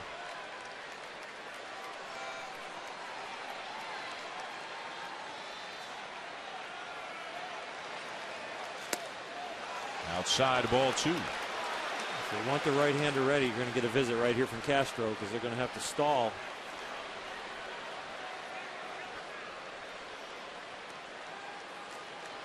It's a little late on the trigger for the bullpen unless he can really warm up quick. Right-hander Reiner Cruz now starting to throw.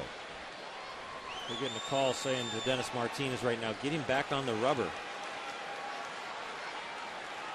Get it going.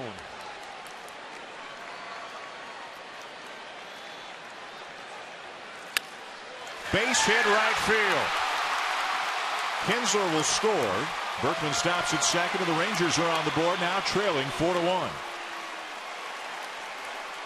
In some ways, the bullpen should have been active from the right side. As soon as Beltre hit the line drive back at Norris and they got an out, yeah, they were fortunate to get an out.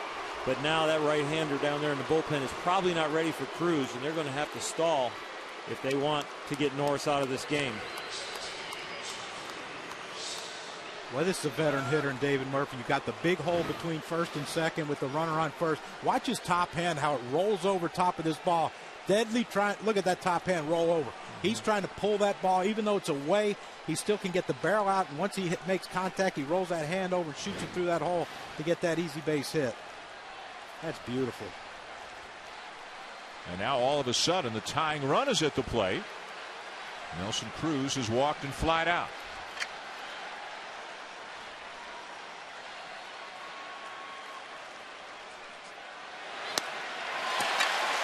Started him with a slider. Here's where, when you're the pitcher and you see him swing and miss at that slider, you can't try to throw a better one, because if you try to throw a better one, that's when you hang it and overthrow it. You've got to just throw one more good one. You try to throw it harder and better. Sometimes it slips out the top half of your hand and you just leave it there spinning in the middle like it's sitting on a tee for the hitter.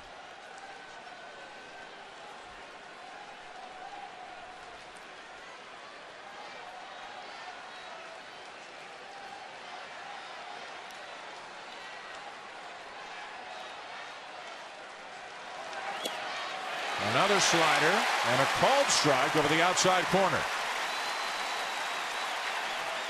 Yeah, look a little wide out there. Let's see what K-Zone thinks about it. The ball starts as a ball and ends up a ball. Yep. Norris caught a break on the mound.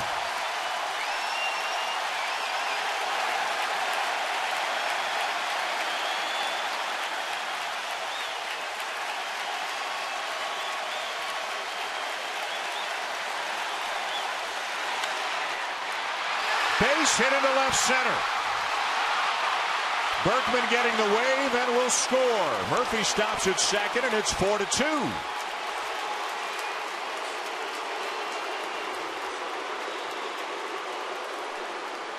That's exactly what you're talking about. Oh, it looked like he tried to throw the best slider of his career, and he hung it. It's real hard to throw an extra good one when you're hit a little bit of a wall fatigue-wise. And now we're finally going to get the lefty. So Norris goes 5 2/3, leaves with the lead, and the left-handed Bedard on his way in.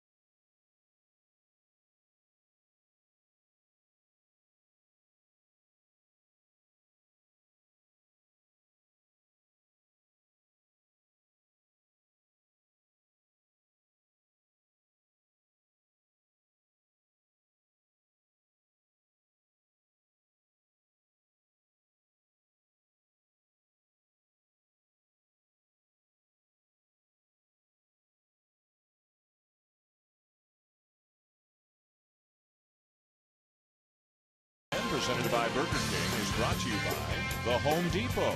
More saving, more doing. That's the power of the Home Depot. And AT&T, rethink possible. Back at Minutemade Park here in Houston, the Astros have gone to the bullpen, trying to preserve this 2-run lead here in the 6th.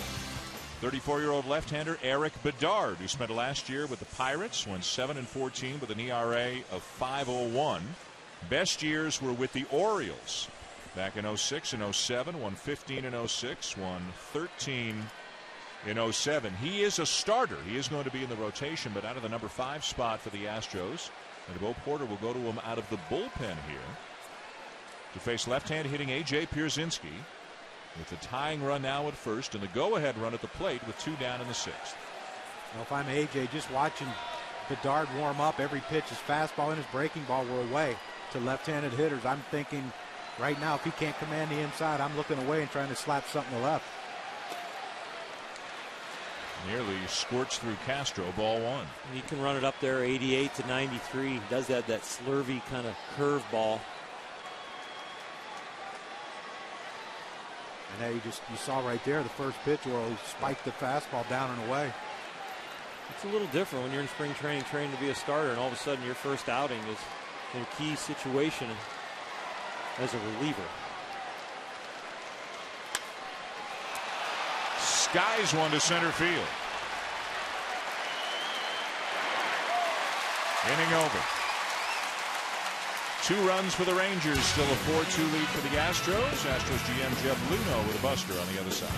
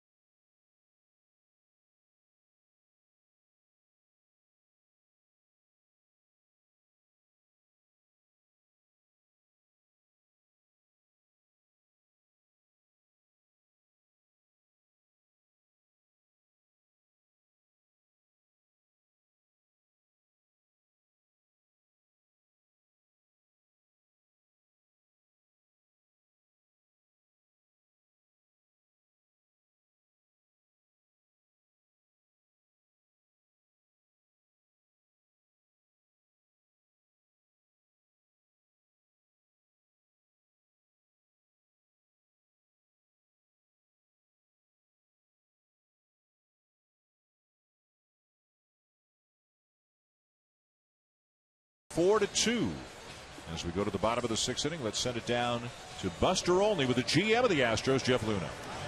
Jeff, I've heard from some of your peers, general managers with other teams, that the Astros probably are the purest form of implementation of statistical data.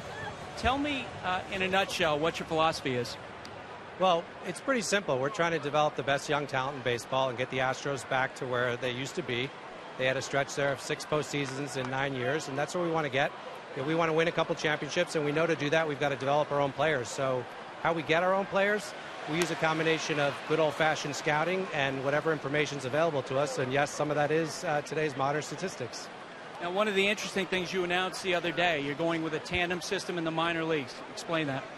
Well, one of our goals during the offseason was to build up our pitching depth at AAA so that we had a lot of starters. We made a lot of trades last year. About 12 of the players that came back were starting pitchers at the AA and AAA level, A-ball level. And so we ended up having an abundance of pitchers at all the full season clubs and realized that rather than make a decision about who the 5 starters should be after 1 month of spring training, let's put 8 of them in the rotation in groups of 2 and let the best ones emerge over time. And I think that's really the philosophy, and hopefully it'll work out. As it moves along, how are you going to evolve those pitchers to the point where they're throwing 100 pitches in a major league game? Well, the ones that are performing are actually going to have roughly the same innings as they would in a 5-man rotation. But over time, we actually expect to go back to a 5-man rotation. So later in the season, you want those guys to get some experience going through the lineup for the third time. That always seems to be a challenge for a lot of these young pitchers, and we want to give them that experience. But, for right now, I think for the months of April and May, we're going to go with the tandem system and see how it works. Since the publishing of the book Moneyball, there's been some resistance in the old school to the implementation of statistics. When you run into that with people that you work with, how do you deal with that? I think it's a conversation because ultimately we all have the same objective. We want to find the best players and put the best players on the field. And, if you have evidence that a player has performed well in the past, that's usually a good indication he's going to perform well in the future. And, you got to rely on your scouts, no question about it. But I think most clubs are using all the information they have available to them to make the best decisions, and that's all we're doing. And I think once you have the conversation, frankly, about it, everybody gets on the same page. Now, during this offseason, you didn't spend a lot of money on veteran free agents. A lot of teams in your position, sort of standard operating procedure to hire some journeyman veterans to usher along some of the younger players. Tell me what went into your decision to not go as extensively with that. Well, actually, we did. I mean, between Carlos Pena and Eric Bedard and some of the other players that we brought in, Rick Ankiel, these are players with a lot of Major League experience, and we chose them not only for what they could do on the field, but also how we felt they would mentor our young players. And, when you sign free agents, you've got to play them. And, frankly, we wanted to see what Matt Dominguez could do. We wanted to give Jason Castro a chance to play every day, Justin Maxwell a chance to play center field every day. And I think that's really the best strategy for us to get to the point where, we figure out what we have. We know we got exciting players coming. We saw them yesterday here. A lot of the future is not that far away. And, to sign a multi-year contract to a free agent right now and block these players from coming up just doesn't make sense with where we're going. Tell me about some of the best young players you're talking about.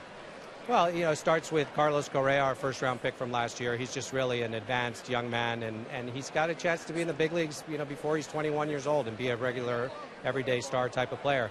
Jonathan Singleton, Mike Fultonevich was up here yesterday throwing in the high 90s. I mean, the list goes on. We have a very deep system right now, and I think it's going to provide players for us for a long time. And that's really when we want to get to the point where we constantly have good players coming up and getting ready to play in the big leagues.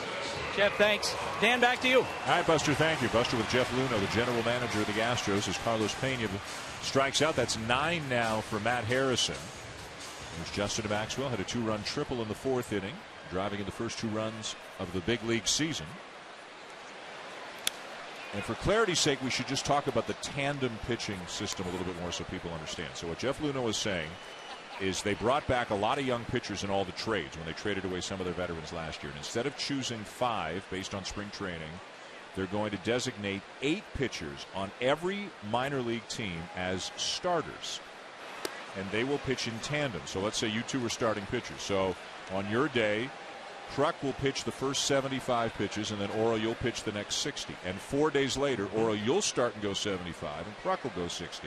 And there will be 3 other pairs of pitchers. And then what Mr. Luhnow is saying is after a couple of months, they feel it'll weed itself out. The best 5 will establish themselves, and then they'll go to a more conventional 5-man rotation and allow their pitchers to go deeper into games. This is very unconventional. Well, it's the first time it's ever been done at the AA and AAA level that I know of. And there's 2 main points of the philosophy, which is to kind of protect young arms, but also give more young arms a chance to be starters to see if they weed themselves out. Instead of only looking at 5 guys that get chances to start, you do get 3 more guys that you'll get to look at.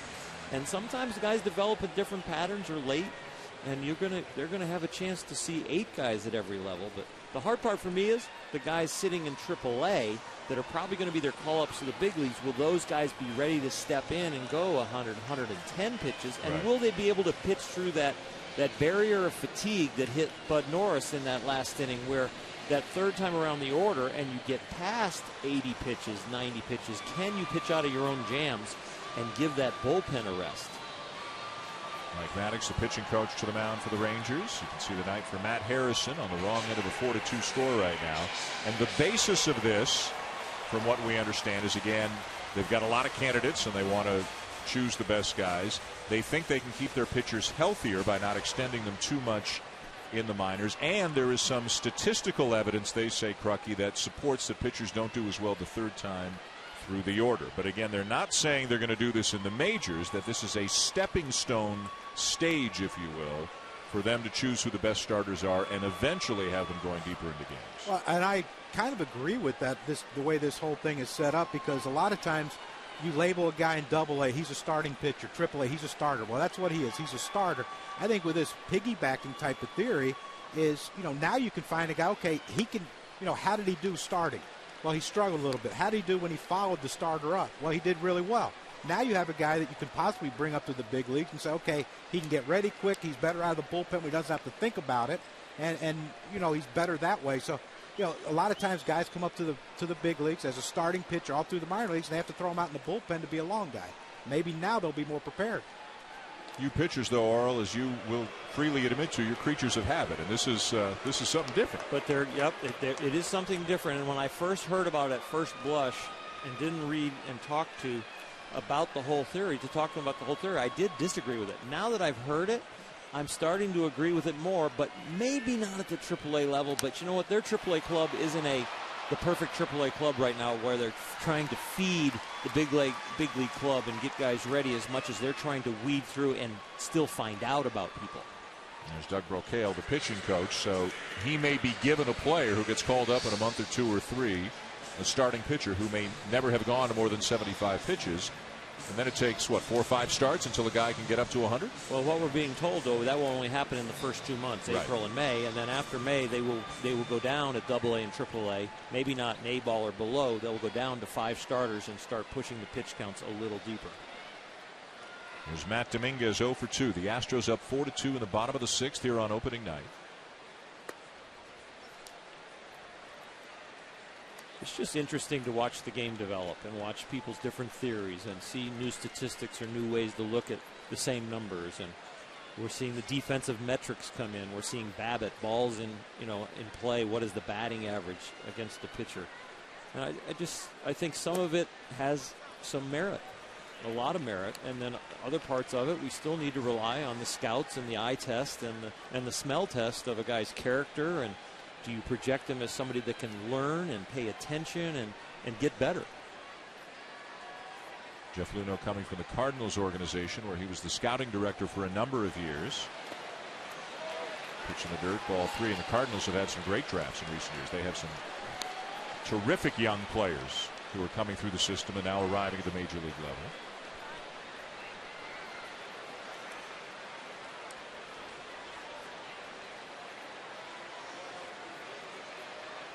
Harrison approaching 100 pitches, and a couple of relievers up in the pen. Right-hander Derek Lowe is up again, and there's left-hander Robbie Ross, one of the real pleasant surprises for the Rangers last year. Won a job in spring training, had a terrific year last year for the Rangers. Came to camp this year fighting maybe for the 5th starter spot, but has wound up back in the bullpen where he was last year. There's ball 4, and is that going to be the end of the line for Harrison?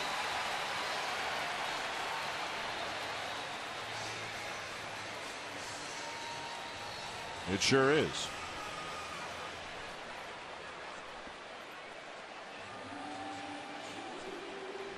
Harrison an even 100 pitches. He will leave on the wrong end of a 4-2 score here on opening night as Ron Washington's made the call to the pen.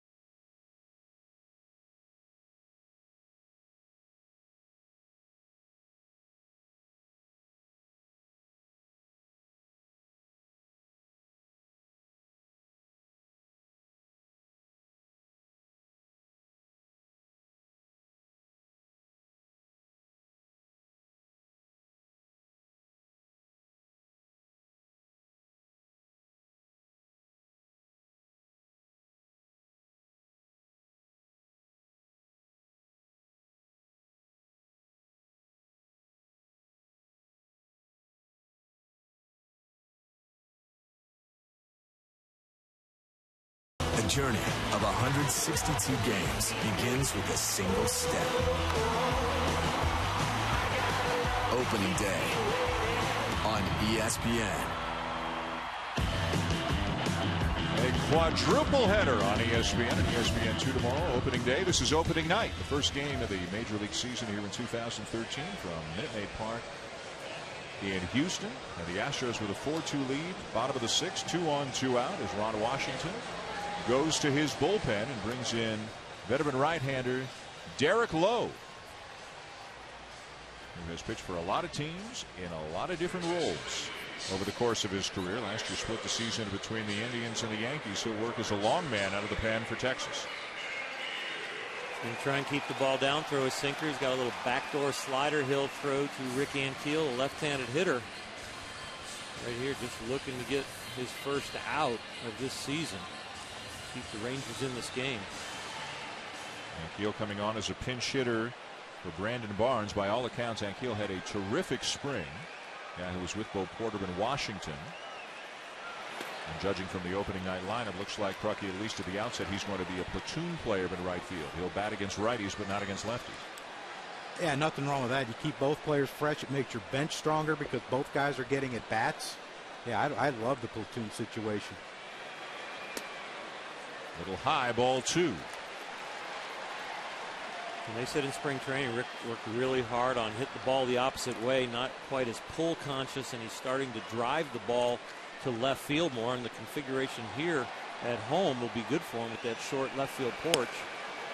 And only 362 to the gap, so he'll be rewarded for some of those hard fly balls to left center. Yeah, in the book on Rick Ankiel, he's basically a pull hitter. Oral, you mentioned he's working the other way, and especially against a guy like Derek Lowe. You look at Martin, he's shading him to pull, but if the sinker baller is going to try to keep the ball away, and Derek Lowe keeps missing in, but you know, normally he's going to keep it away, and that's where Rick Ankiel's shooting his sights, into left center field. He's changed his approach too. He's lowered his hands a little bit. He's a little more slow with his hands. And Derek Lowe has changed his approach, because normally 7 out of 8 pitches from Derek Lowe in his prime would be sinkers away to lefties, let him hit the top of it, and Derek knows that his is not a turbo sinker anymore, so he's really mixing up his pitches. He's gone fastball up and in, he's worked that slider in under his hands, and he's only gone once away with the fastball. Runners will be on the move. Full count, 2 down. And Ankiel lifts a towering fly ball to right field. And gone!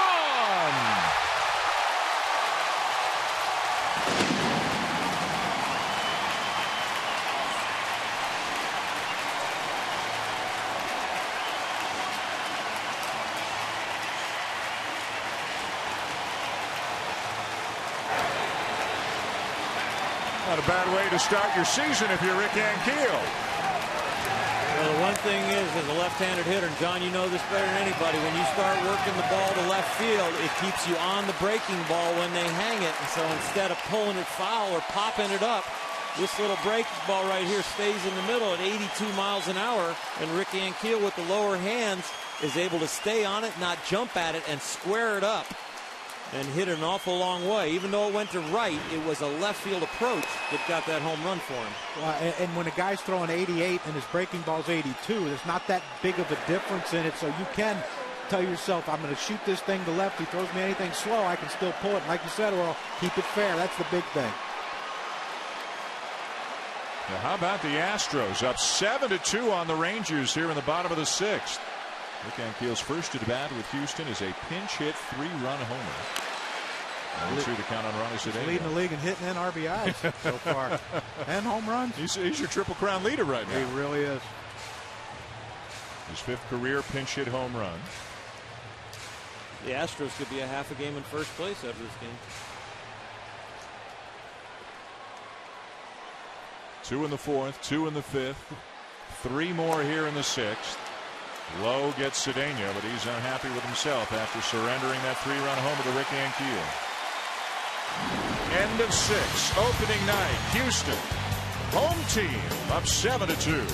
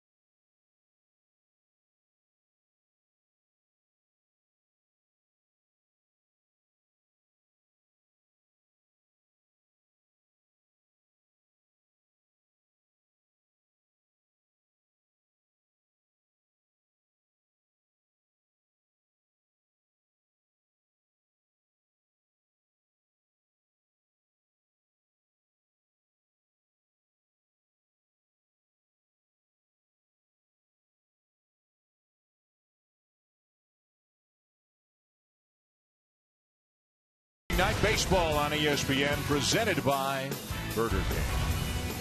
For the 7th in Houston.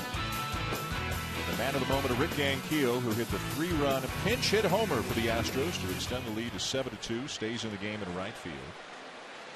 Eric Bedard back on the mound. Mitch Moreland, the batter, and he takes outside, ball 1. Well, we talked about the veterans that they brought in. They're kind of Bo Porter, hand-picked guys. Well, when you're going to further the manager's message to young players, it always helps when you contribute and you put up numbers also.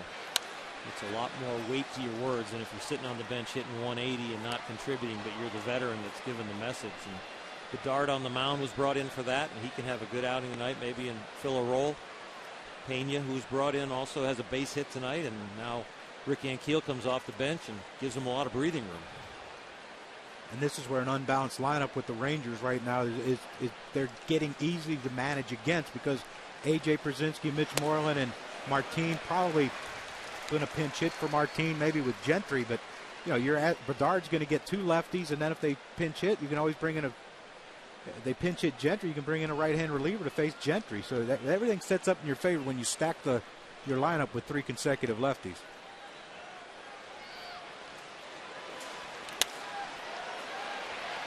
Picked it short by Cedeno and on to first for out number 1. It was a nice little play by Cedeno. Even better positioning by the defense of the Astros. Had him right up the middle right there in the right spot. Cedeno brought in late in spring training after being released by the Cardinals just to come in as a glove man. Really weren't counting on his bat. He fielded that one very cleanly and was in the right spot.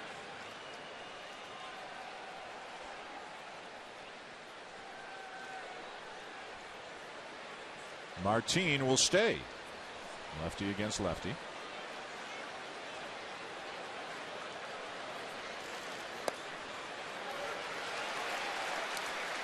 There's no one warming up in the bullpen, and I know they want to give the kid a chance to prove himself, but he hit 359 last year in AAA, so he had to get some hits off lefties.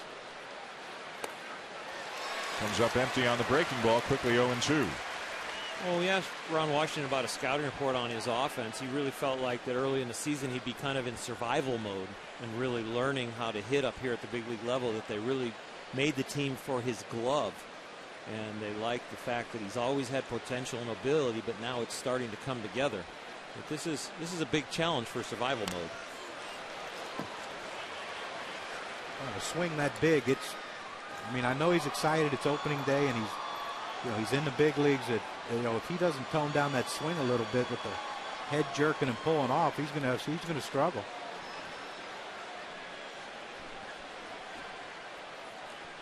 Especially with 2 strikes. This is, put it in play and try to punch it the other way swings. Interesting pitch selection for a guy who's bailing, coming fastball in. In and out of the glove. The tag now applied by Castro, and Martin strikes out, 2 down. Well, you saw it again right there. The overswing and on an 0-2 pitch, fastball up and away, and you swing at it like you're trying to hit it up in the Crawford boxes. Watch the swing, how it just goes. Everything goes. Watch his head jerk off this pitch, and when you're pulling off your head and you're losing sight of the ball, look at how hard he swung right there. That's, I'm trying to hit this out of the ballpark 0-2 when we're down 5. Shorten up and use your legs. Put the ball in play. Back to the top of the order for Kinsler, 0-2 with a walk.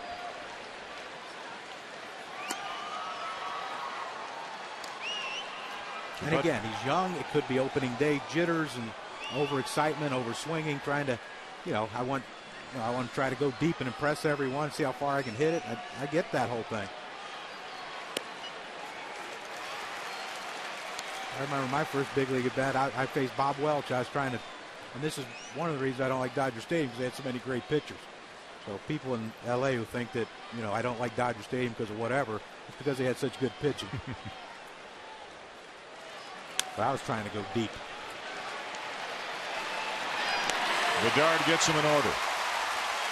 Still 7-2 Astros. 7th inning stretch here in Houston on opening night. We'll be keeping it here. Lyle Lovett, who sung the national anthem before the game, is still here, and will sing God Bless America here on opening night.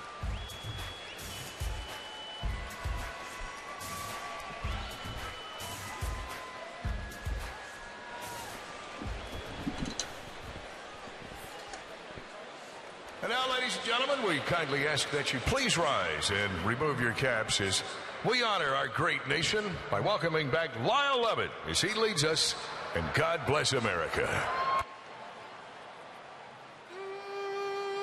God bless America, land that I love.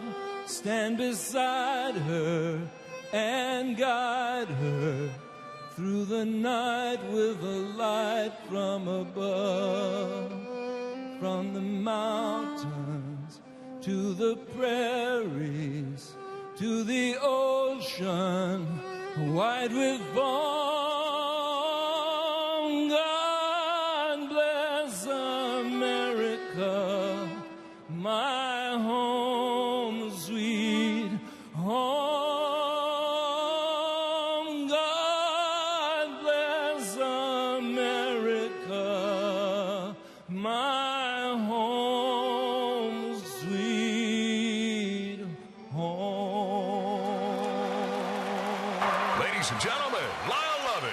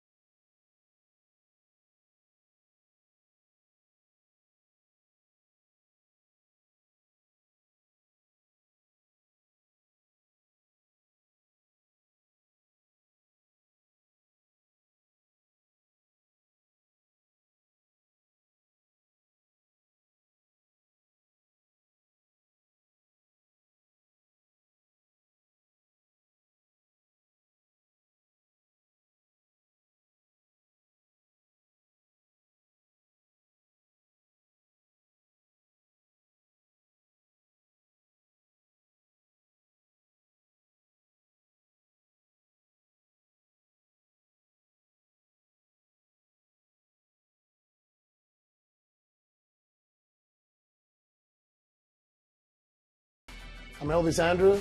This is my position. I think having a tattoo, you have to be for a meaning. I really want to get a tattoo in love and memory of my dad. He passed away in 1996. It was a lung cancer. They tell me he got all the tools to not just being a professional, to probably, to make the whole, big leagues and everything. There's not too many people who actually throw away their dreams. Instead, he just, choose to go to college and help our family. And that's the reason that I'm here. People ask me what I write in the field before every game, and that's his name. And Elvis losing his father when he was just 7 years of age, and you can see he writes his father's name in the dirt at the beginning of every game in which he plays. This is at the beginning of the night. Thinking of his dad every time he takes a major league field.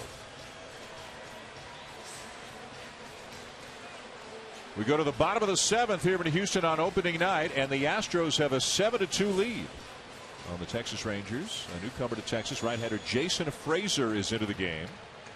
Frazier's been in the big leagues 9 years, and all but 2 months of that with the Blue Jays. Spent the last couple of months of 2011 with the White Sox. He's made over 500 big league appearances. Top of the order, Jose Altuve. Ground ball at Andrews, one down.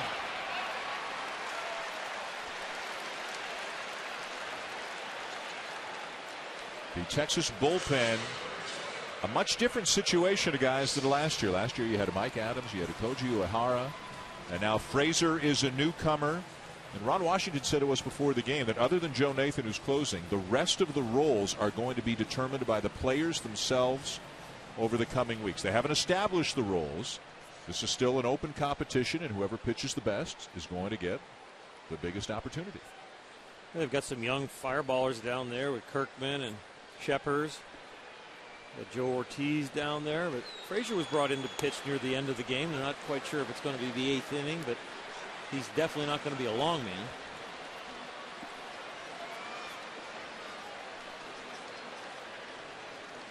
Brett Wallace, the batter, 1 for 3.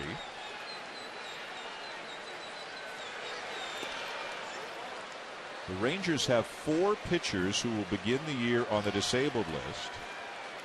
Martin Perez, who might have been their 5th starter, but he was hit by a line drive in early March. He's got a fractured forearm. They hope to get him back at some point in May. Colby Lewis, elbow surgery. They hope to get him back maybe by the 1st of June. Joaquin Soria, ex of Kansas City, coming off elbow surgery as well. They hope to get him back maybe by the 1st of June. And then Neftali Feliz, who also had elbow surgery, and they might get him back in August. So you can see, I mean, they're going to be waiting for a while. Those are some pretty good arms right there that could really bolster the staff if those guys get healthy at some point during the season. Yeah, those are all bona fide big league pitchers that really could help them in a big way. And pitching coach Mike Maddox, who we had on camera there for a while, is going to have his hands full in manipulating through that roster with John Daniels and Ron Washington as those guys get healthy. But those are going to be welcome cavalry for these guys as they shake through their bullpen here early in the season. Quickly, 2 outs here in the bottom of the 7th, and Frazier will face Chris Carter, 0 for 3 with a couple of strikeouts. Matt Harrison gives up 6 earned runs through 5 2/3. Actually, one of the runs unearned. 6 runs, 5 of them earned through 5 2/3. So he's on the hook for the loss right now. Bud Norris gives up 2 runs, both earned through 5 2/3, and in line for the win if things keep on rolling for the Astros.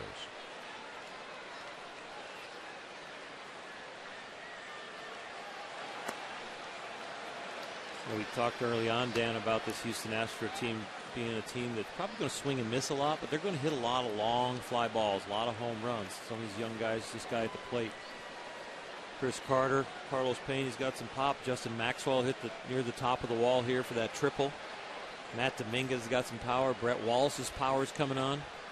The thing about these young hitters, though, that they got some pop, but they're going to have to learn to make contact consistently and get their averages up.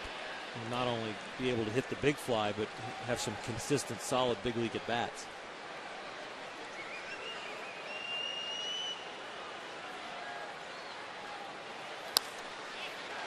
Down to third. Gobbled up by Beltre, and the inning is over.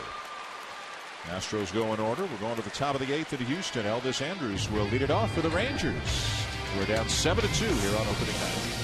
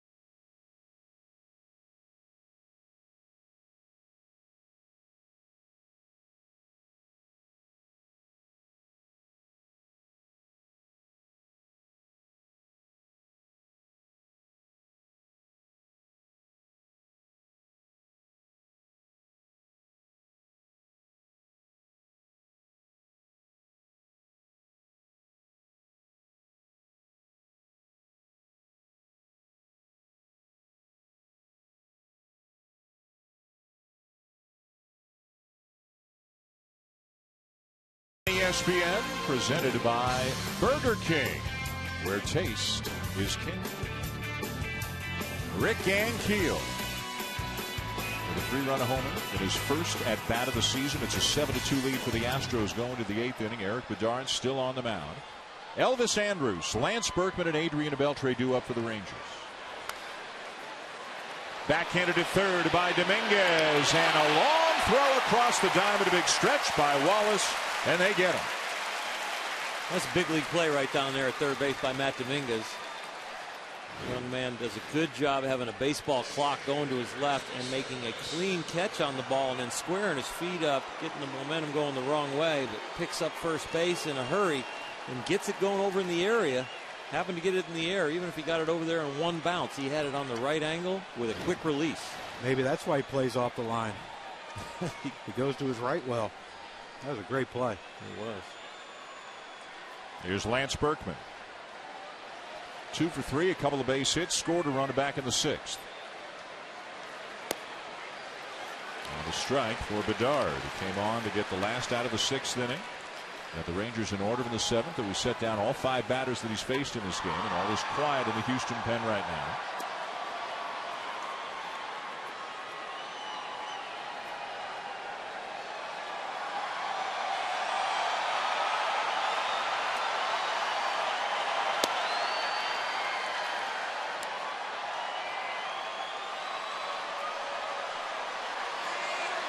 $41,307, a sellout here on opening night in Houston.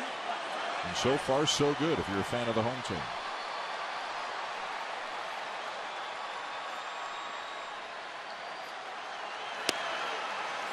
A little bit inside.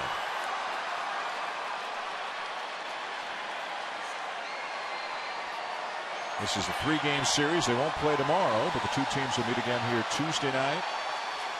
And then again on Wednesday night. We'll have the Rangers again for you 1 week from tonight on Sunday Night Baseball as they host the Los Angeles Angels. And we're thinking maybe Jared Weaver and Yu Darvish.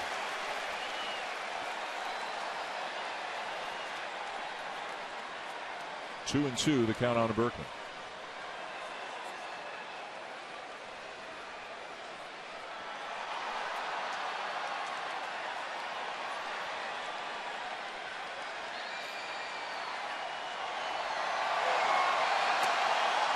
Big breaking ball winds up down and in, full count. 7-2, 8th inning, 3-2, or you're just pumping a fastball down and away, and if he hits it out, he hits it out the other way, right? Exactly. I'm not going to set an inning up. I'm going to make you hit your way on.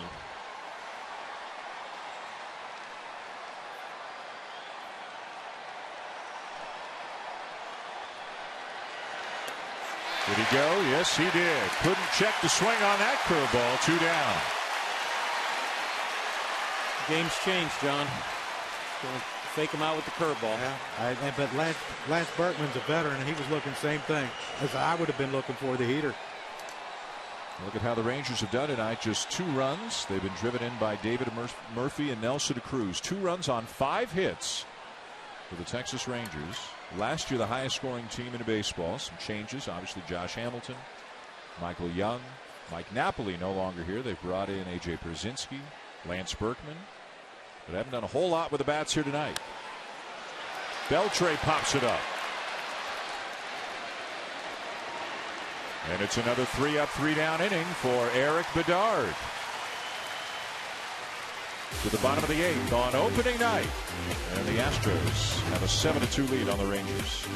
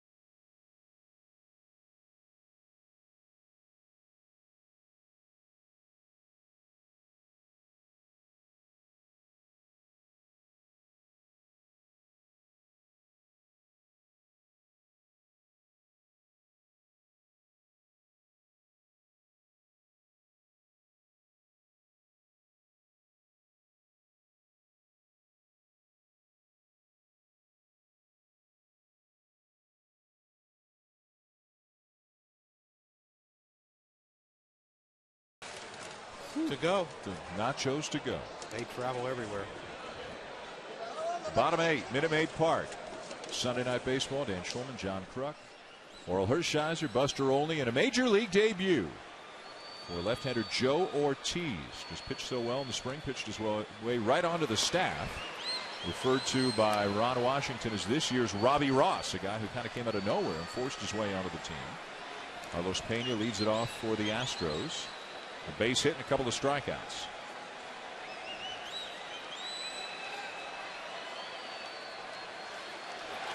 Ortiz, just 5'7", 22 years of age, from Venezuela.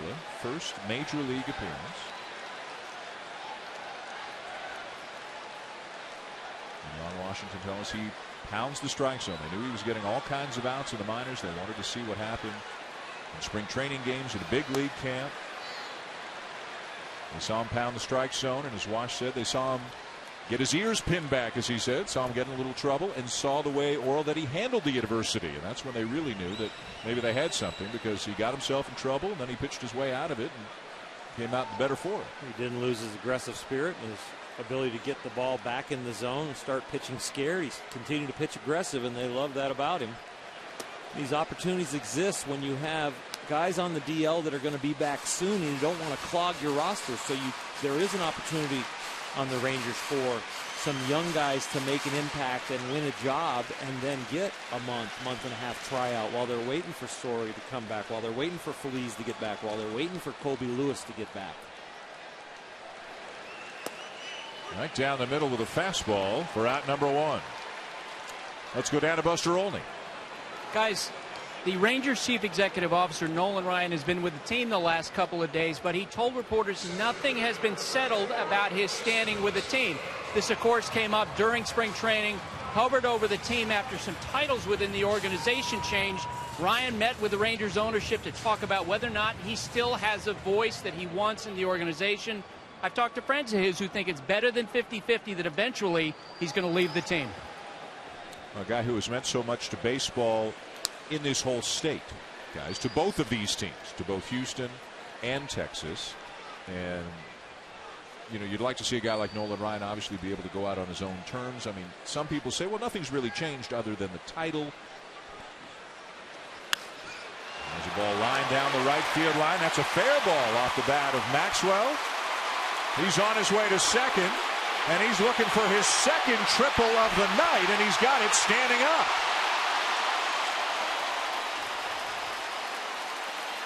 The young man came into the season with a lot of expectations.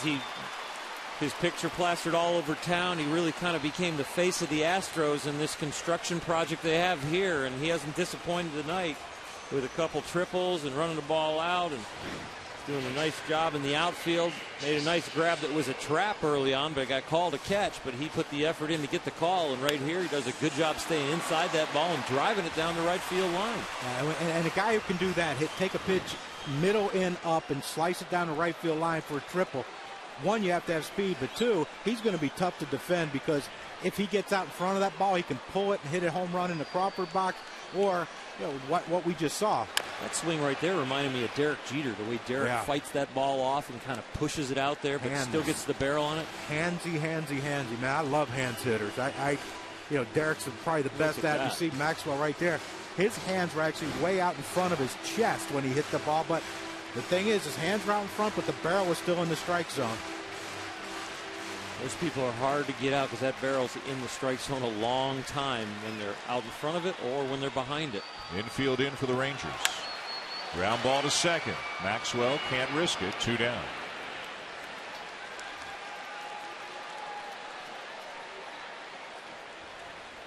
So Castro can't bring him in. Looking for a little insurance here in the bottom of the 8th.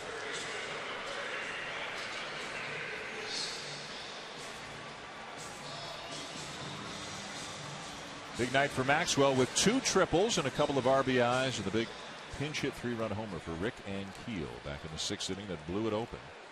It's been a good night for the Astros. Got a good performance from Bud Norris, Eric Bedard, terrific out of the pen. The offense has delivered. And Matt Dominguez comes up, takes a strike.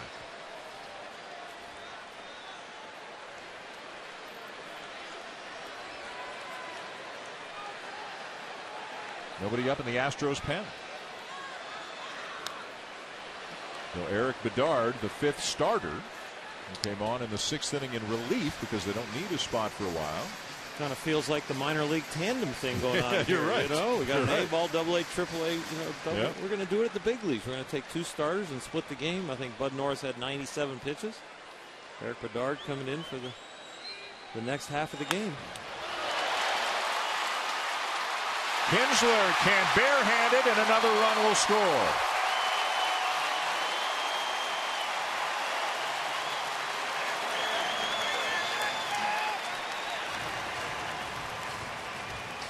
Base hit, RBI, Matt Dominguez.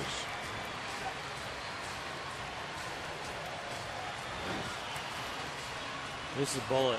You just try and protect yourself out there. You don't get mad you couldn't catch it. But right there, Kinsler did everything he could to try and save this run with 2 out.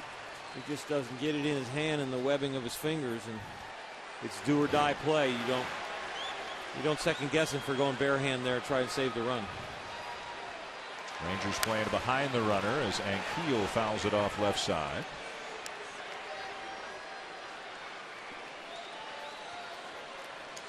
Eight 2 Astros, bottom of the 8th here on opening night. A quadruple header tomorrow on the ESPN family of networks.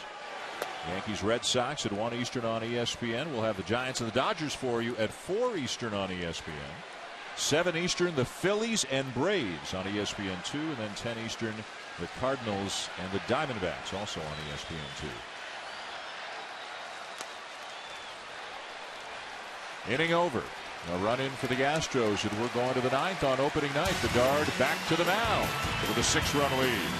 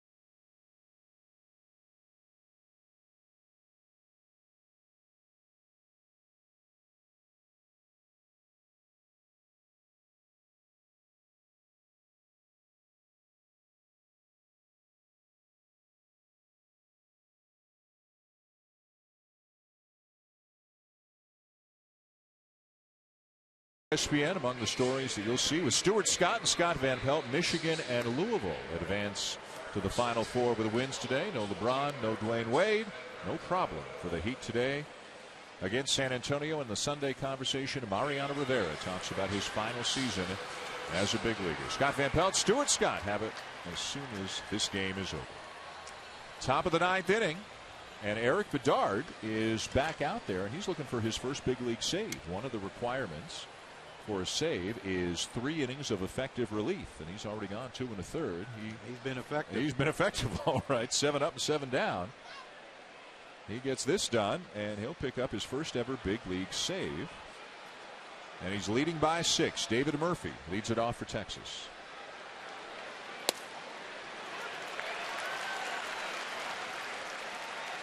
Murphy a walk, a fly ball, and an RBI single.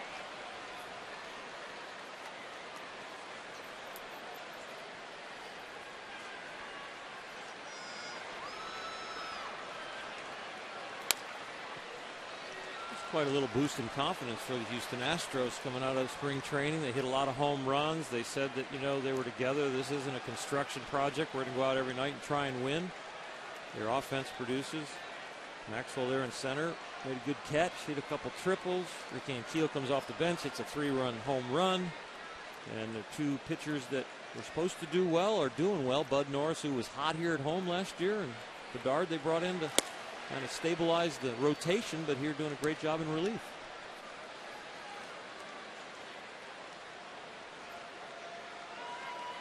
Did Maxwell struggle this spring? A little bit. They said that just shows his timing was off. That shows you how important that is. You're a big believer in good spring training, huh? No. Up and in, 2-2. It's a little different when you get in these triple-decker, quadruple-decker stadiums with the bright lights and the big crowds. And we heard Ron Washington when we were talking to him. He said these guys were great in spring, but this is the regular season now. This isn't spring training anymore. He kept reiterating that fact every young pitcher and young player he talked about.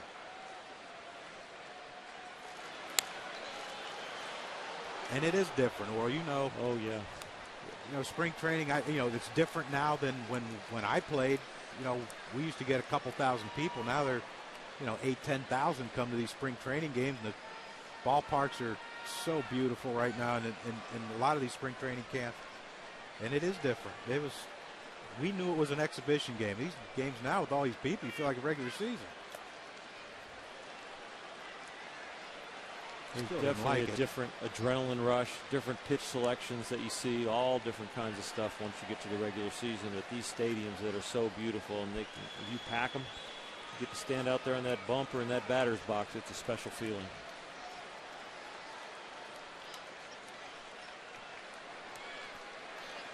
Three-two. Maxwell back. Made the catch.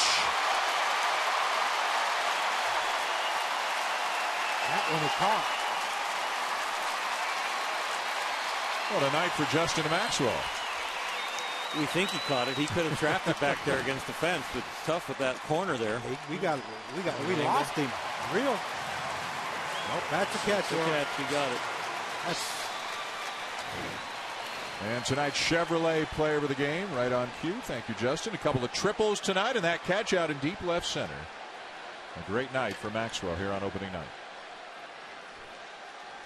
They had another baseball tonight. They'd be dialing up some web gems with Maxwell and Dominguez. And a trap gem. Hey, if it's an out, it's a gem. It's a CZ. Did you ever have any web gems that were traps? I never had a web gem. No, I mean as a broadcaster, not as a player. I mean, in all the years you've been in studio, did you ever award one on even though it was a trap, if the umpire called it a catch? Now you're asking me to recall something that happened in the past. A little late in the season for that, Dan. I hear you. We're all the way in the ninth inning of the first game. The season isn't over.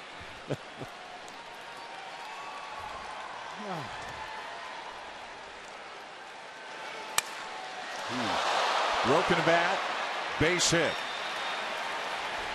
Cruz, his second hit of the night. Do you play baseball or softball? Tell us what you play for by uploading a video to social media with hashtag #IPLAY, and your video may be featured on MLBFanCave.com. 1 on, 1 out. Rangers down by 6 here in the ninth inning. I invite you to join us again tomorrow. 4 games. John and Oral and Buster and I will be out in Los Angeles. The Giants and the Dodgers. Matt Cain and Clayton Kershaw, the pitching matchup. A.J. Pierzynski's 1 for 3.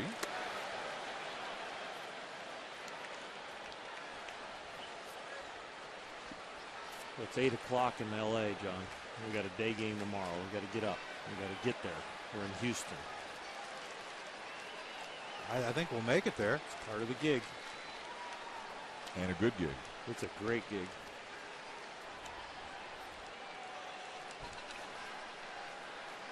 I guess I'll jump in and drink the company Kool-Aid too. It's a heck of a gig.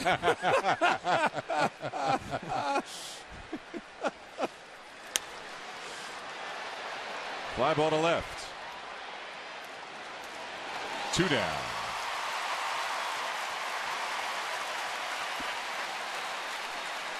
Settle in tomorrow beginning at 1 o'clock Eastern time. 4 games coming your way. The Astros an out away from a win on opening night.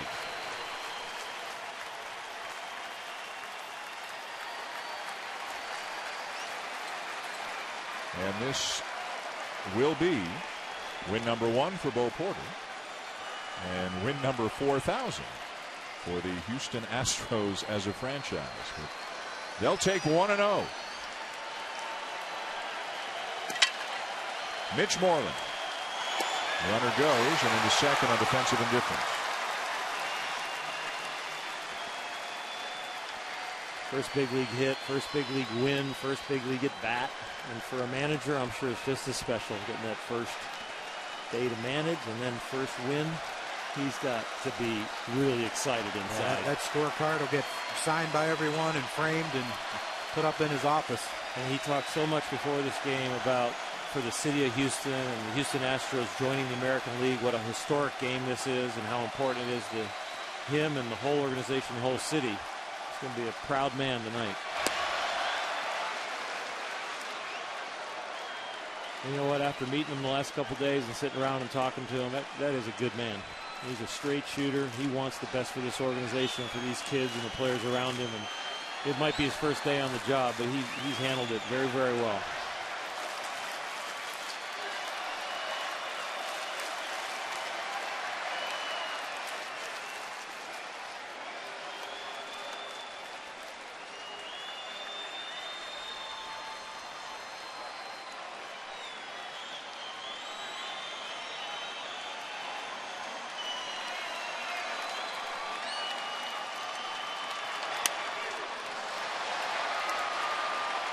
Now to play 1-2. Bud Norris in line for the win. Bedard would get a save if he finishes this off, having gone 3 1/3. Rick Ankiel with a home run. Justin Maxwell, a couple of triples, a couple of RBIs.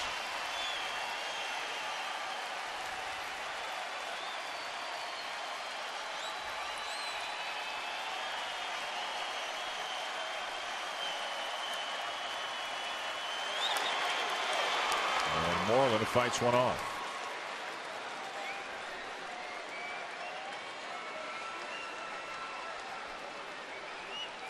I think if Bedard got one good hook in his arsenal, this one's over. Yeah. It was a good little visit by Jason Castro, somebody they're glad to have back behind the plate. Guy came from out of Stanford, really smart. The pitchers are very comfortable with having him back behind the plate. And to go out there in this situation for a big win on opening day, visit a veteran pitcher, it's a good visit. And a ground ball to second. And the Astros win it.